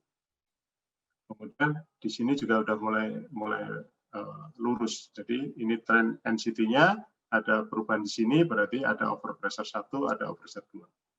Dari data sumur, dari pengeboran dengan pore pressure, di sini ada formasi mundu, ledok, ngerayong, kemudian kita punya kick off, ada fish overpressure di sini, ada LOT-nya di sini. Nah, kita bisa lihat bahwa trennya benar nggak itu overpressure. Ternyata dari sumur-sumur ini ada gejala overpressure juga. Dia mendekati ke gradient fracture-nya. Ini adalah hidrostatiknya. Oke, itu kira-kira plotting-plotting semacam ini. Nah, itu confirm berarti kita sudah ada overpressure. Demikian juga kita bisa melihat dari density dan transit time-nya di sini, resistivity, transit time dan resistivity, density. Beberapa sampaikan kalau ada satu pool yang merah ini, maka dia overpressure transformasi semaktite dan ke ilik. Ini Pak Ramdan yang bicarakan. Nah, kita bisa plot juga dengan ilmu itu, kita plot di sini. Kita lihat sumur-sumur ada DT atau ada DT, kemudian di sini resistivity, kita lihat trennya. Oke, terutama yang NPI yang kecil, yang matrok, yang batu lumpur warna biru. Tapi ternyata tidak ada yang di bawah, tidak ada yang seperti ini tadi. Itu secara kualitatif. Ini kita bisa diskusi panjang, cuman prinsip-prinsipnya harus kita pahami dulu. Ini untuk memberikan wawasan aja, karena sifatnya seminar. Kalau nanti ada workshop dan sebagainya kita bisa bicara lebih detail. Nah, kalau kita lihat yang bagian bawah ini 3.000, 2.000, 1.000 meternya ya. Nah, ini kita lihat. Yang bagian bawah pun tidak ada semaktite di sini. Artinya kita confirm dari sumuran tadi bilang bukan karena non-kompaksi, tapi karena ketidakseimbangan dari semaktite sumuran juga seperti ini, dari semaktite dan hilang. Jadi kita punya keyakinan mekanisme tekanan di keratinan dan sitarja adalah pembebanan, ketidakseimbangan pembebanan. Oke, bukan karena perubahan semaktite dan hilang. Nah, ini tadi kemudian digunakan dengan melibatkan banyak data, kemudian WLA ini WLA tadi, kemudian kita lihat, nah kira-kira ada di sini overpressure kita definisikan. Ternyata kelihatan bahwa memang associate dengan apa? Associate dengan low velocity anomaly. Dan itu menambah keyakinan kita bisa pakai low anomaly tersebut. Ini pemodelannya tadi, ini kita bisa pelajari. Nah, ini kira-kira sumbernya dari sini, tekanan tinggi kita masukin. Gampang modelnya, kalau Anda lihat, prinsipnya relatif gampang. Ini kita punya kamera, ini punya oksigen, kita digitalkan tekanannya berapa, kemudian kita injek, di sini kita berikan pasir atau lumpur atau material yang kita akan uji. Oke, ini rangkaiannya. Oke.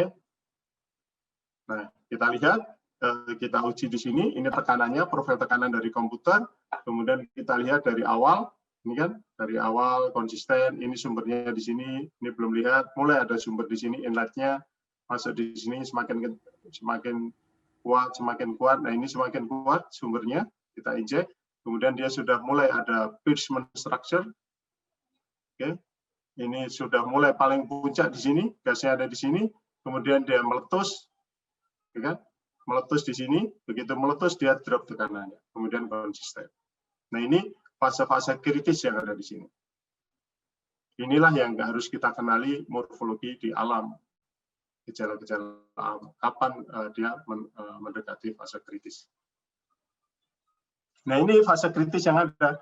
Ketika ada overpressure di bawah permukaan, maka gas-gas itu muncul kecil-kecil gitu. Kemudian ada gundukan yang semakin hari semakin naik. Kita harus hati-hati juga. Nah, apakah itu bisa di alam? Nah, ini memang harus diamati. Problemnya pengamatan gunung lumpur tidak seintens gunung api karena memang impact-nya juga relatif tidak besar. Coba kita sebagai ilmuwan harus lakukan itu. Nah, sama, semuanya hampir sama. Ada kubah, kemudian keluar apapun materialnya, ada kubah, tekanan tinggi, kemudian ada keluar. Oke. Ini sama. Nah, kemudian geometri setelah belum letusan kita bisa modelkan ini naik, kemudian ada posisi yang blur di sini. Dan di sini ada lengkungan-lengkungan anticline, kan? Lengkungan-lengkungan seperti ini. Dari syncline kemudian menjadi anticline. Ini juga ada anticline kecil-kecil di antara plak pasca letusan. Itu ada gunanya nanti ketika kita interpretasi seismik. Contohnya ini. Oke. Nih. Ini struktur positif ini juga. Tapi kita lihat ini ada anticline setelah letusan kita lihat. Oke. Nah, ini di seismik. Akan kelihatan bahwa valve structure atau struktur katup itu akan terlihat di seismik juga. Dan ini kadang-kadang kita enggak perhatiin karena memang dulunya belum concern ke situ. Nah, kalau ada anticline kemudian ada valve structure begini, ya kita harus hati-hati. Nah, ini juga di daerah barat, ini juga ada salurannya. Nah, ini sesuatu yang lain.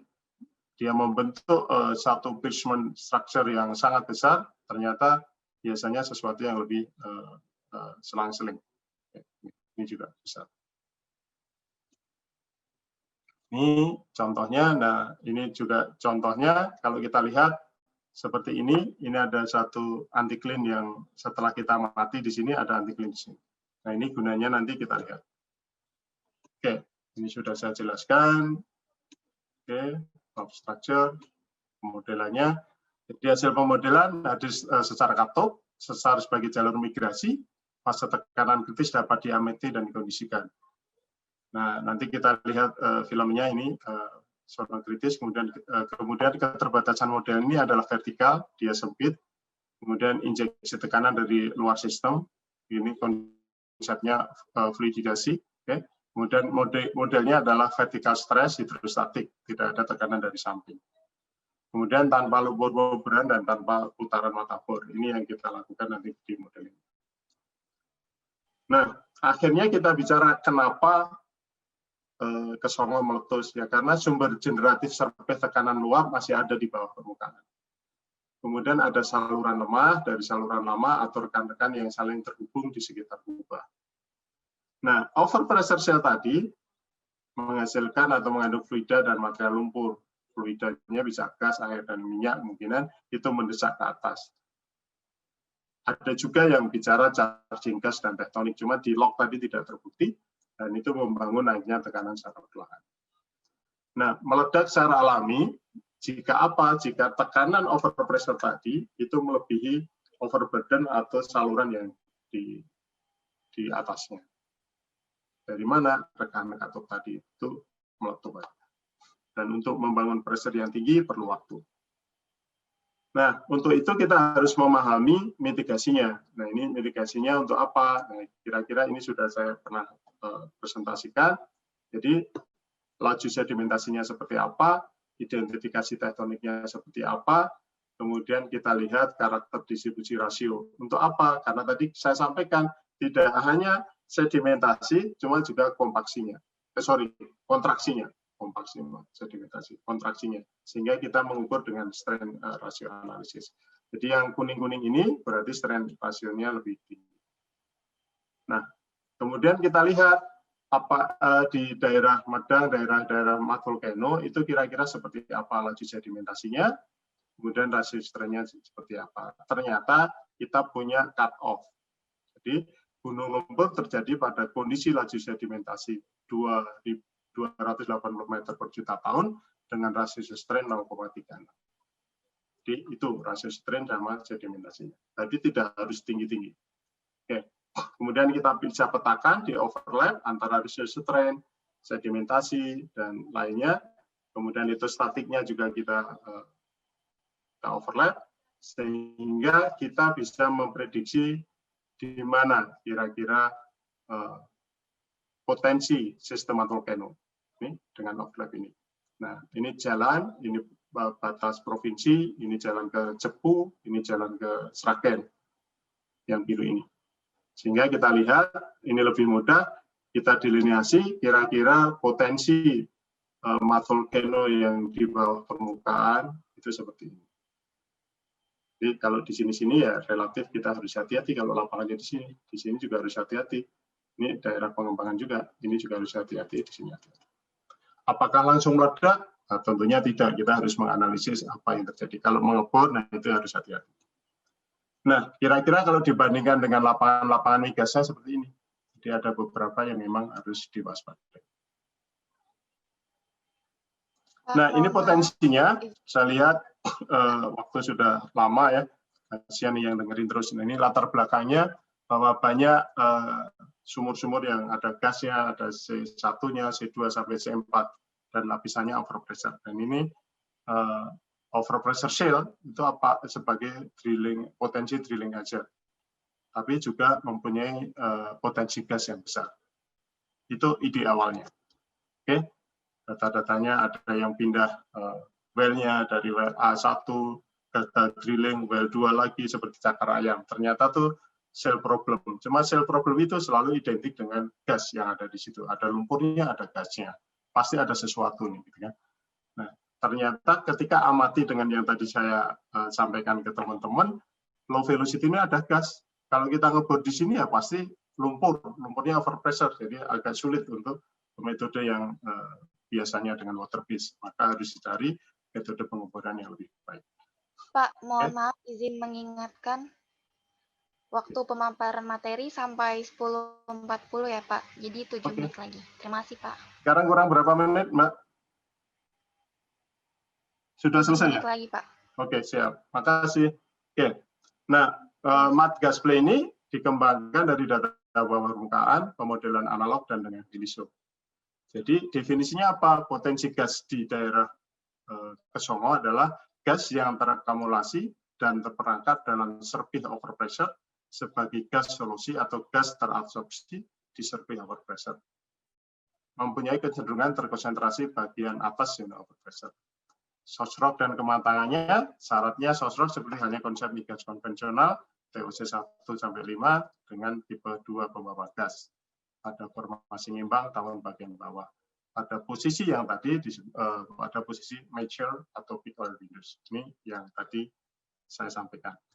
Reservoirnya, nah ini yang membedakan antara sumber lain dan konsep mat gas play yang dikenalkan ini. Jadi reservoir dalam mat gas play adalah chamber, tidak berlapis, gas terjebak dalam batuan dengan daya dukung sangat rendah yang memotong lapisan mempunyai tekanan tinggi. Dua mekanisme terperangkap dalam surface overpressure sebagai adsorpsi. Kadang-kadang kalau ada airnya bisa gas terlarut. Trappingnya kombinasi struktur dan stratigrafi. Struktur terdapat bentukan anti-clean dan kontrol vertikal. Sedangkan stratigrafi lebih banyak mengontrol penimbangan lateralnya.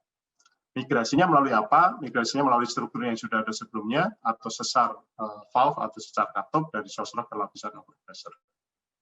Oke, batuan penutupnya sama dengan yang konsep lama. Nah, ini ilustrasinya. Oke, ini seperti ini. Nah, ini ilustrasinya. Di sini ada kita bicara mat gas play. Ini ilustrasi. Ini mat gas play, ini kemudian masuk ke sana. Kalau ini ada CPM, kemudian ini ada gas konvensional. Nah, kita ada di sini. Itu ilustrasinya. Lalu bagaimana cara menghitung reservoirnya? Karena berupa chamber. Ini kan chamber nih, memotong lapisan kan. Lapisannya begini tadi, terpotong aja. Dan acak. Nah, ini kita bisa modelkan dengan geobody velocity model, kemudian kita bikin cube, kemudian kita bisa create yang disebut dengan geobody. Nah, geobody chamber ini kemudian kita bisa modelkan, kita hitung. Begitu kita bisa geobody, maka kita bisa hitung ini kira-kira volumenya. Mat volcano, body 1, 2, 3 itu ada nomornya, dan volumetrinya sangat luar biasa.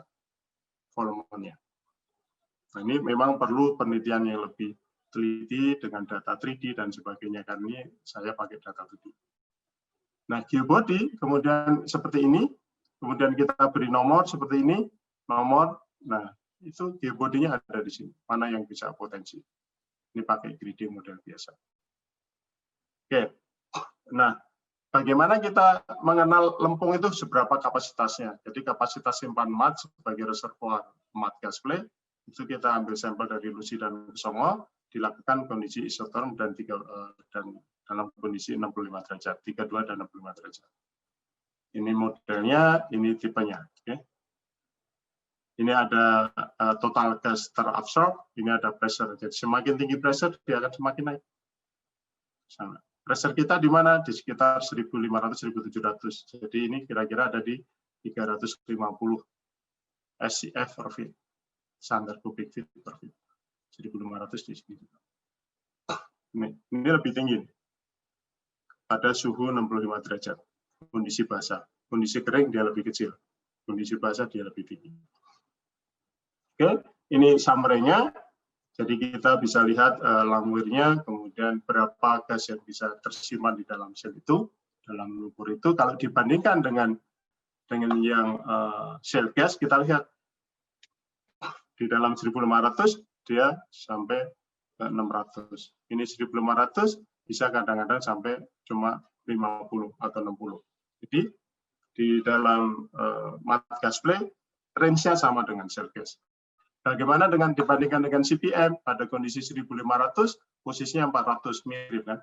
Kemudian posisi 1500 ini kondisinya di 200. Ini lebih rendah. Jadi nilai total gas yang terdapat di CPM sampel bervariasi 220 sampai 400 pada tekanan 1500. Secara umum CPM itu di 200 SCF per ton. Di beberapa tulisan 100 SCF per ton. Lumpur 400 SCF per ton per ton, dan itu banyak lagi yang lain. Ini gambarannya yang tadi sudah saya ilustrasikan, dan ini kira-kira ada di sini mud gas play-nya. Kalau dibandingkan dengan ini publish, ada shale gas, conventional gas, reservoir, conventional gas, ada tight gas sand, ada source rock and shale di sini, ada CPM. Kira-kira posisinya ada di sini dengan pembuktian di Kesongo. Nah, yang lain adalah kita tetap di konvensional, jadi potensinya tetap di konvensional. Ada di daerah-daerah yang kita bicara shale plug trap. Jadi saluran yang sudah mati tadi, maka dia akan menjadi shield, menjadi shield. Sehingga anti-clean atau syncline atau struktur yang ada di sana, batuan yang again shale plug, maka dia akan bisa menyimpan hidrokarbon seperti ini. Oke, jadi syaratnya inaktif volcano seperti di Kesongo. Kemudian di bagian bawah dia sebagai plug di sini sebagai shield. Nah, ini di seismiknya kelihatan ada beberapa bread di sini. Meskipun ini harus dilihat juga tanggal, waktu, datanya terhadap sumurnya. Karena ini hanya mengilustrasikan aja, belum sampai membuktikan. Oke, kita lihat ini. Oke, jadi ada di samping-samping. Ada lain juga ketika kita punya seismik, ini sudah ada sumurnya di sini, kemudian dia naik seperti ini. Nah, kemudian ada juga bright spot yang ada di sini, sehingga kita bisa bicara di daerah-daerah yang dangkal seperti ini di atas dari shale overpressure, ada juga di bawah sebagai stratigraphic trap kombinasi dengan structure. Itu kira-kira ide-ide potensi yang ada di Kesongo, dan saya rasa ini perlu pembuktian dengan riset dan data yang baru. Ini data-data yang sudah kita bahas, dan terutama umurnya, apakah data sama sumurnya duluan datanya gitu kan. Kalau dulu datanya sumurnya sudah dibor, berarti itu sudah habis. Terima kasih. Sekali lagi terima kasih kepada panitia, pada Dirjen Migas, EKK Migas, Pertamina, Lapindo Berantas, Trisakti, dan ITB. Dan terima kasih buat semuanya. Assalamualaikum warahmatullahi wabarakatuh. Waalaikumsalam warahmatullahi wabarakatuh. Terima kasih kepada Bapak Burhanuddin Nur atas pemaparan materinya. Sekarang kita masuk ke sesi tanya jawab ya. Bagi yang ingin bertanya, silakan menuliskan komentar dengan format nama _instansi _pertanyaan, atau bagi yang ingin mengaktifkan mikrofon dengan menuliskan nama _instansi izin bertanya. Dibuka sesi pertama dengan 3 penanya. Silahkan.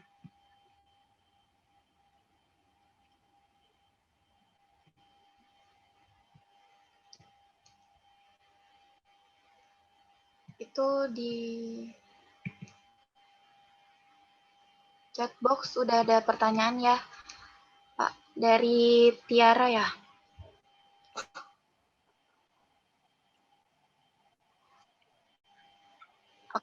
Saya bacain ya, Pak. Di sini Tiara bertanya mengenai penentuan morfologi gunung lumpur. Apakah ada aturan khusus atau syarat-syarat dalam penentuannya? Seperti morfologi pi, morfologi Griffon. Penentuan morfologinya berdasarkan apa ya, Pak? Apakah hanya berdasarkan bentuknya saja? Terima kasih, Pak. Makasih Mbak Irna Tiara Anggrain Tri Argani. Pertanyaan yang baik, dan begini, ketika kita menentukan morfologi, itu yang harus kita lakukan adalah menyiapkan data morfologi. Morfologi berarti bentukan dan geometrinya, bentuknya seperti apa. Kemudian kita menentukan rujukan dari yang sudah tulisan yang ada di situ. Apakah sembarangan? Tidak, ada rujukannya, penelitian yang terlebih dahulu. Seperti kita bicara pi morfologi, ya memang seperti kue pi gitu kan. Seperti kalau di Jawa seperti gong. Apakah kita boleh mendefinisikan gong? Boleh saja. Nah, kalau kita mendefinisikan gong, kita boleh secara sains menentukan bahwa bentukannya memang seperti gong atau seperti pi. Saya memilih pi karena memang merujuk ke penulis atau peneliti-peneliti terdahulu. Apakah bisa dinamain tersendiri? Pada prinsipnya, seorang peneliti itu boleh menamakan sendiri. Tapi merujuk dulu, oh ini, kemudian saya putuskan dengan nama ini, boleh. Seperti halnya, syarat-syaratnya kayak fosil dan sebagainya macam, syarat-syaratnya memang lebih detail. Tapi untuk morfologi ini kita membandingkan yang sudah ada. Jadi tidak sembarangan, tapi kita bicara rujukannya. Pi memang morfologinya, bentukannya. Kemudian Griffon memang membentuk suatu Griffon, puncak-puncak yang berbunyi dari sesuatu yang bentuk kon, kemudian bunyi itu Griffon. Jadi di daerah Azerbaijan dan sebagainya itu banyak dijumpai di situ. Jadi penentuan nama morfologi adalah membandingkan, mengkritisi parameter yang ada duluan, kemudian kita tentukan di kesongo. Kemudian dasarnya apa? Dasarnya memang morfologi dan penjelasan yang ada. Kalau Griffon dibilang pi tidak boleh karena morfologinya memang tidak berupa Griffon. Seperti halnya kita menamakan morfologi structure. Nah, berarti ada pandangan-pandangan atau data-data yang menunjukkan structure, entah dari kelurusan konturnya, entah dari outback dan krestanya, entah dari pola aliran trellis dan sebagainya, kalau teman-teman belajar geologi di situ. Nah, apakah kita bicara ukuran? Yes. Kalau kita bicara kon yang besar atau volcano, itu berarti ukurannya sangat lebar, sangat luas. Saya rasa itu, Mbak Irma, makasih. Mbak Irna. Baik, Pak. Kemudian ke pertanyaan kedua ya, Pak.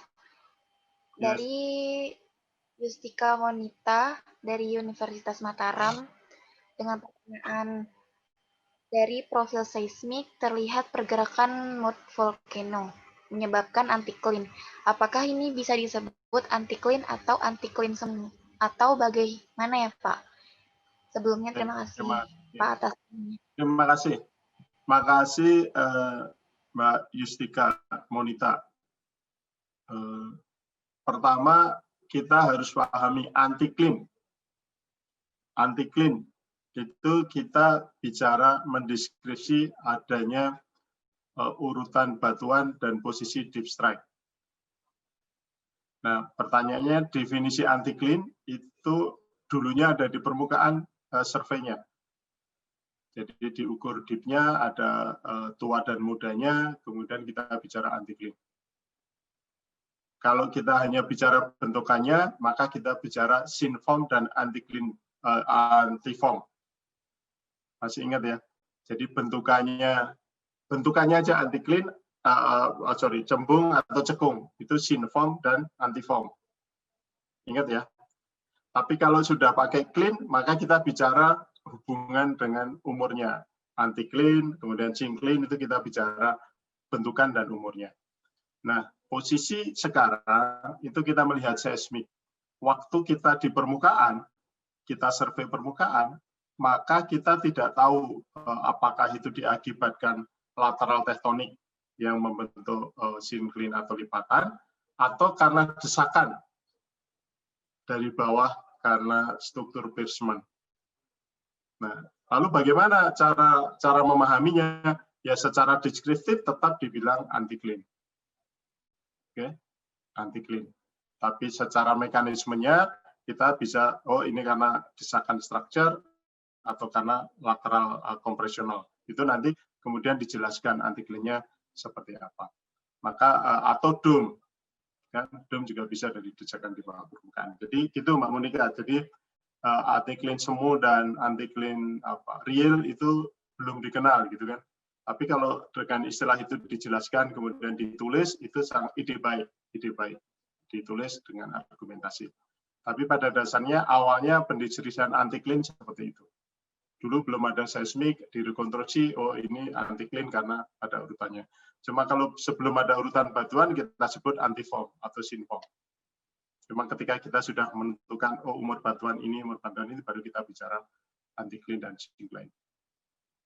Semoga menjawab Mbak Monita ya. Jadi karena dia deskriptif, jadi belum ada itu istilah semu dan real itu.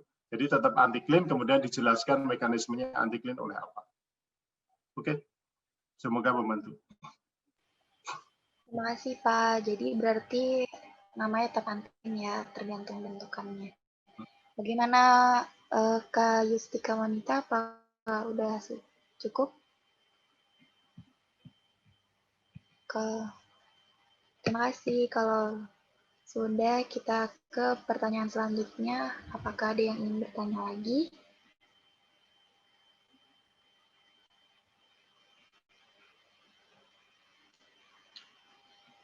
Silakan tuh Mas Fauzi. Ya, baik Pak. Sebelumnya saya ucapkan terima kasih Pak atas pemaparan materi yang sangat luar biasa Pak. Jadi Pak, untuk pertanyaan saya itu Pak, apakah setiap kondisi mat vulkano itu memiliki suatu hubungan atau keterkaitan dengan spasial dan genetik dengan potensi hidrokarbon atau bagaimana ya Pak? Good Terima point. kasih Pak. Terima kasih. Apakah mat volcano selalu berhubungan dengan hidrokarbon? Oke. Di hidrokarbon dalam konteks gas metan dan sebagainya, kita tidak mendefinisikan secara pasti apakah itu biogenik atau gas hidrat atau apa, itu sering mat volcano berhubungan dengan metan. Tapi metannya tidak harus termogenik. Kadang-kadang biogenik juga ada, kadang-kadang gas-gas lain juga ada, kadang-kadang gas hidrat di bawah permukaan juga ada. Clear ya? Tapi apakah selalu? Tidak selalu. Kenapa? Ada beberapa proses yang melibatkan tektonik saja tanpa ada gas di situ, seperti di beberapa daerah di Indonesia Timur itu memang karena zona akresi. Jadi belum ada gas hidrokarbon di situ, zona akresi. Tapi apakah ada metan atau apa? Nah itu kadang-kadang ada gas rawa, ada kalau yang dimaksud hidrokarbon adalah termogenik, itu tidak selalu. Cuma memang sebagian besar mat volcano itu berhubungan dengan gas-gas atau fluida, lumpur, air, dan gas. Hanya komposisi gas metan itu tidak selalu dominan. Contohnya apa? Contohnya di Kuwu, di Cerewet, kemudian di Medang, itu CO2-nya yang tinggi malah. Itu contohnya. Jadi selalu berhubungan dengan fluida, yes. Overpressure shale, fluida, yes.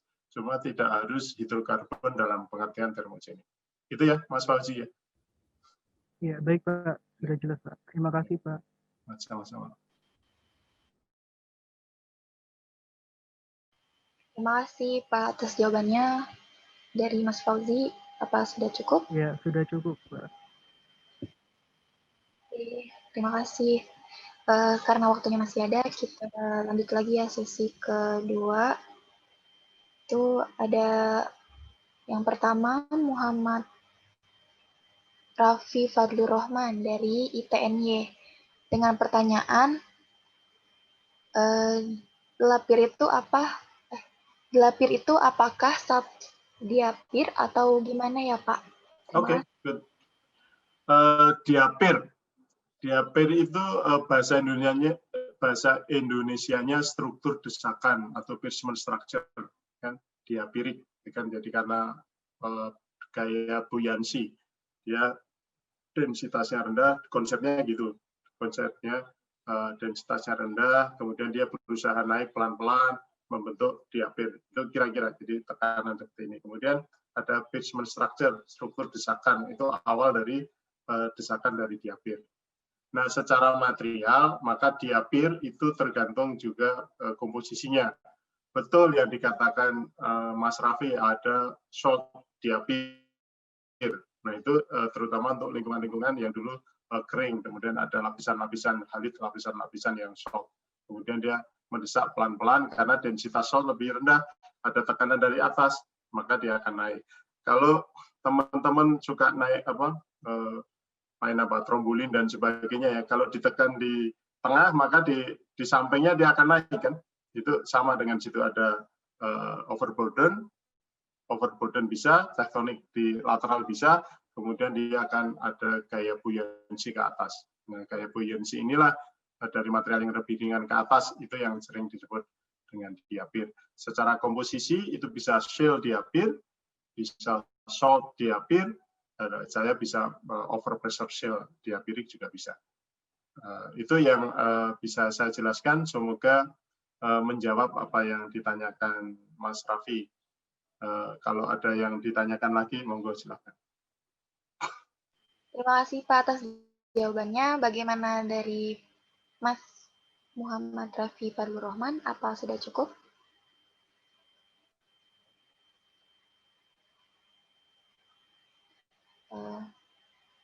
Sepertinya sudah ya Pak. Untuk pertanyaan selanjutnya, kita ke pertanyaan kedua, yaitu dari Purnama Aji Kusuma dari ITB. Dengan pertanyaan, sebelumnya terima kasih banyak Pak atas ilmunya. Beliau pernah membaca suatu literatur di mana bahwa dalam perhitungan adanya pressure atau pembebanan atau tekanan formasi tersebut dibutuhkan nilai berat jenis dari setiap lapisan batuan-batuan di permukaan. Kemudian dari hasil perhitungan tersebut, kita tentu akan mengetahui apakah dalam kondisi overpressure ada. Yang ingin ditanyakan, bagaimana kita dapat menentukan berat jenis dari setiap perlapisan batuan tersebut? Apakah itu dapat ditentukan dari hasil analisis seismiknya? Atau ada analisis lain yang dapat digunakan untuk mengasumsikan nilai berat jenis tersebut? Terima kasih banyak, Pak. Oke, terima kasih pertanyaan yang sangat detail, Pak Purnama, luar biasa, kritis, saya appreciate itu. Pertama, data densitas di bawah permukaan itu bisa secara geofisika bisa diperoleh dari bermacam-macam. Tergantung datanya. Pertama, bisa dari gravity dengan memodelkan gravitinya. Ya, dengan try and error, banyak itu persamaannya, kemudian densitasnya dimasukkan, itu dia masukkan, jadilah nanti kemudian densitasnya bisa ketahui. Itu kalau data regional dan lapisan-lapisannya dimodelkan dari gravity. Banyak itu teman-teman memodelkan itu, yang dimodelkan gravity sama ketebalannya. Apakah itu benar dan salah? Ya tergantung tingkat confidence datanya dan kita keterbatasan datanya. Kalau itu memang yang maksimum, well, we do that. Okay? Kedua, bisa dari data sumur. Data sumur itu kita punya density log. Nah, itu paling mudah dan paling aman pakai density log. Nah, tergantung kita density log-nya mau grading by numbers, by kedalaman atau by formation. Kalau by formation, maka kita berpikir rata-ratanya. Kalau kita by grade, berdasarkan sampling, kita bisa berdasarkan rate sampling-nya. Sama halnya dengan seismik. Seismik velocity itu kita gradingnya mau berdasarkan milisecond-nya atau berdasarkan formasi, atau VRMS, atau V-average, atau V-range-nya. Itu yang harus kita lakukan. Jadi kemudian apakah bisa dari seismik? Oke, seismik itu biasanya kita bicaranya acoustic impedance, memang velocity kali density. Velocity bisa diturunkan dari beberapa persamaan, dari survei kan, dari NMO atau dari DMO, itu kita bisa lihat dengan persamaan Pythagoras dan segala macam, velocity-nya bisa kita tentukan. Tapi density itu memang harus kita dapatkan dari data log. Makanya atau bisa dari data-data survei velocity di seismik dan sebagainya. Dan itu bisa dimodelkan. Tapi memang itu tidak secara langsung. Data selanjutnya kalau kita nggak punya, ya adanya data core, kita lakukan coring. Coring itu kemudian diukur kalau kita lognya nggak punya. Itu yang biasa dilakukan oleh teman-teman di geologi teknik atau mungkin mining, itu core-nya yang diukur. Kenapa? Mereka mengukur core itu bisa, mendapatkan core itu bisa ratusan meter untuk alterasi, batuan-batuan beku dan sebagainya. Itu bisa diukur langsung di situ atau dilakukan logging. Jadi banyak cara untuk mendapatkan density. Untuk di seismik memang perlu persamaan-persamaan yang kita asumsikan, karena memang di seismik pengukurannya tidak langsung, meskipun di logging tidak langsung, cuma toolsnya memang mengukur density. Saya rasa itu Mas Purnama Aji, betul bahwa nanti pada akhirnya itu dijadikan untuk memplot posisinya density, dan bisa didekati juga dengan resistivity kalau kita nggak punya density. Tapi sekali lagi, begitu pendekatan, kita harus punya asumsi bahwa itu tidak ada lain, dan itu ya memang pada akhirnya polanya ya bisa diprediksi. Kemudian data itu diplot, maksudnya diprediksi, karena itu persamaan, maka polanya akan mirip-mirip, hanya dikonversi dari resistivity ke density. Meskipun itu banyak juga yang tidak setuju gitu kan. Itu apa yang biasa saya lakukan, tapi pada dasarnya saya lebih mengandalkan data log yang ada. Kemudian kita kombinasi dengan data-data yang lain, misalnya core dan sebagainya. Itu Mas Purnama Aji, makasih. Semoga menjawab, atau mungkin ada diskusi, monggo silakan ya Bapak. Terima kasih Pak. Berarti nilai densitas itu dapat diketahui dari pemodelan gravity ya. Terus bisa juga dari data log atau red sampling, atau dengan data seismik tuh bisa dari velocity-nya kemudian dimodelkan. Enggak, di seismik adanya velocity kan? Ya. Jadi seperti kita membuat sintetik seismogram. Ketika kita well seismic type, densitasnya dari mana? Dari survei. Tidak bisa dengan langsung dari seismik. Ada yang menurunkan dari beberapa log resistivity dan sebagainya. Tapi itu masih debatable, masih apa istilahnya, jikalau tidak ada.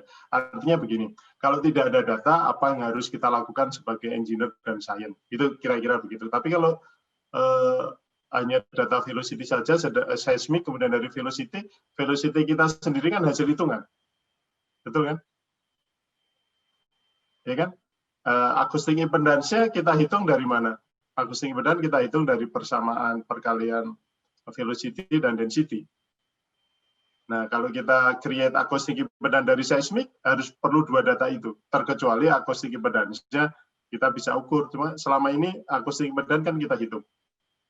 Jadi densitas juga harus dapat dari luar, Mbak Sarah, tidak bisa langsung dari seismik. Oke, gitu. Baik, Pak. Terima kasih atas jawabannya.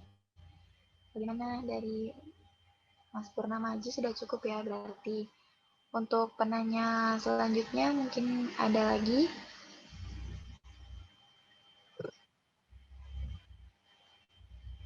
Bisa lewat kolom komentar atau bisa langsung mengaktifkan mikrofonnya.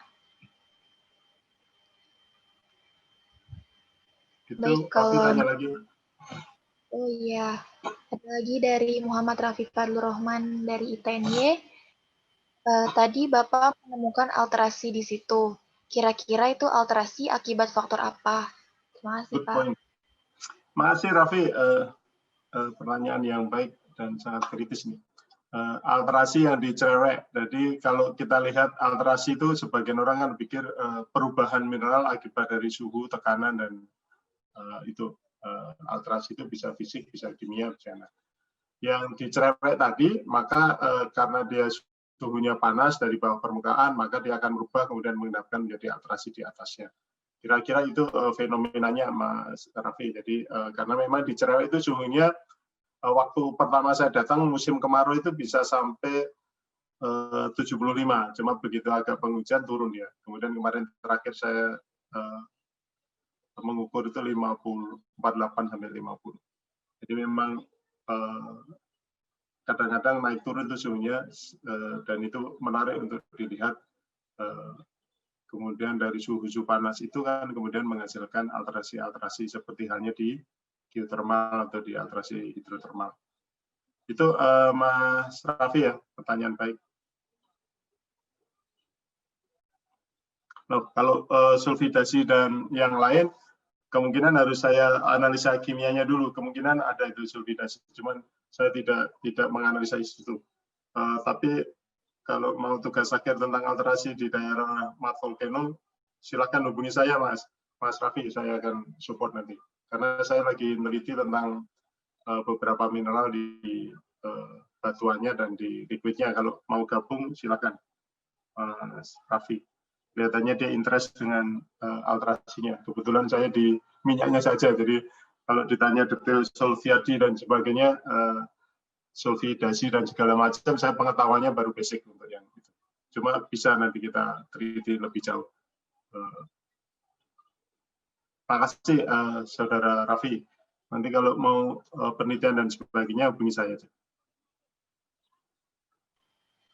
Baik, Pak. Terima kasih atas jawabannya. Sudah cukup belum dari Muhammad Raffi Fadlur Rahman atas jawabannya? Dari ITNJ, salam ya buat Pak Hilgendus, Mbak Lena, dan segala macam. Dari ITB tadi, salam buat Pak Pak Igun, Pak Nuki, segala macam. Kalau dari UPN banyak teman-teman. Silakan, ada lain? Mumpung masih banyak waktu. Udah 2 jam ya, mohon maaf, udah 2 jam ternyata. Habis waktunya sampai N ya, jadi saya agak detail. Kalau waktunya tadi dibatasi 20 menit ya paling 20 slide gitu. Ini tadi hampir 100 slide, mohon maaf kalau teman-teman sedikit ngantuk. Tapi nggak apa-apa, di rumah sambil minum kopi. Kelebihan kuliah online begitu kan, pakai celana pendek gitu kan, sambil ngopi, di atas batikan, bawah pakai celana pendek ya nggak apa-apa, nggak kelihatan juga. Oke, ada lain Mbak Sarah? Sepertinya waktunya sudah terbatas, Pak. Maka ini kami cukupkan. Oke, good. Oke, baik, Pak. Untuk bahan nanti saya take off dulu yang memang konfidensial, nanti saya serahkan ke panitia, itu ada pertanyaan. Siap. Ya, baik, Pak. Oke. Mohon maaf kalau tentang mineral, alterasi dan sebagainya, saya tidak mau menjawab karena memang bukan bidang saya. Geologi itu kan ilmunya luas ya, tidak setiap orang bisa menguasai sampai Z. Tapi kalau basic-basicnya saya tahu, tapi lebih baik saya menjawab memang sesuai koridor saya. Dan itu bagian dari kode etik.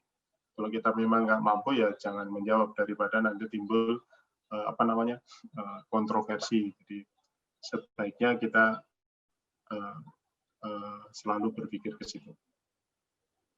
Oke, ada yang lain? Kalau tidak, monggo waktu saya kembalikan ke Mbak Sarah dan Pak siapa tadi, Pak Fauzi atau Pak Tegar atau tadi ketuanya siapa? Lupa namanya.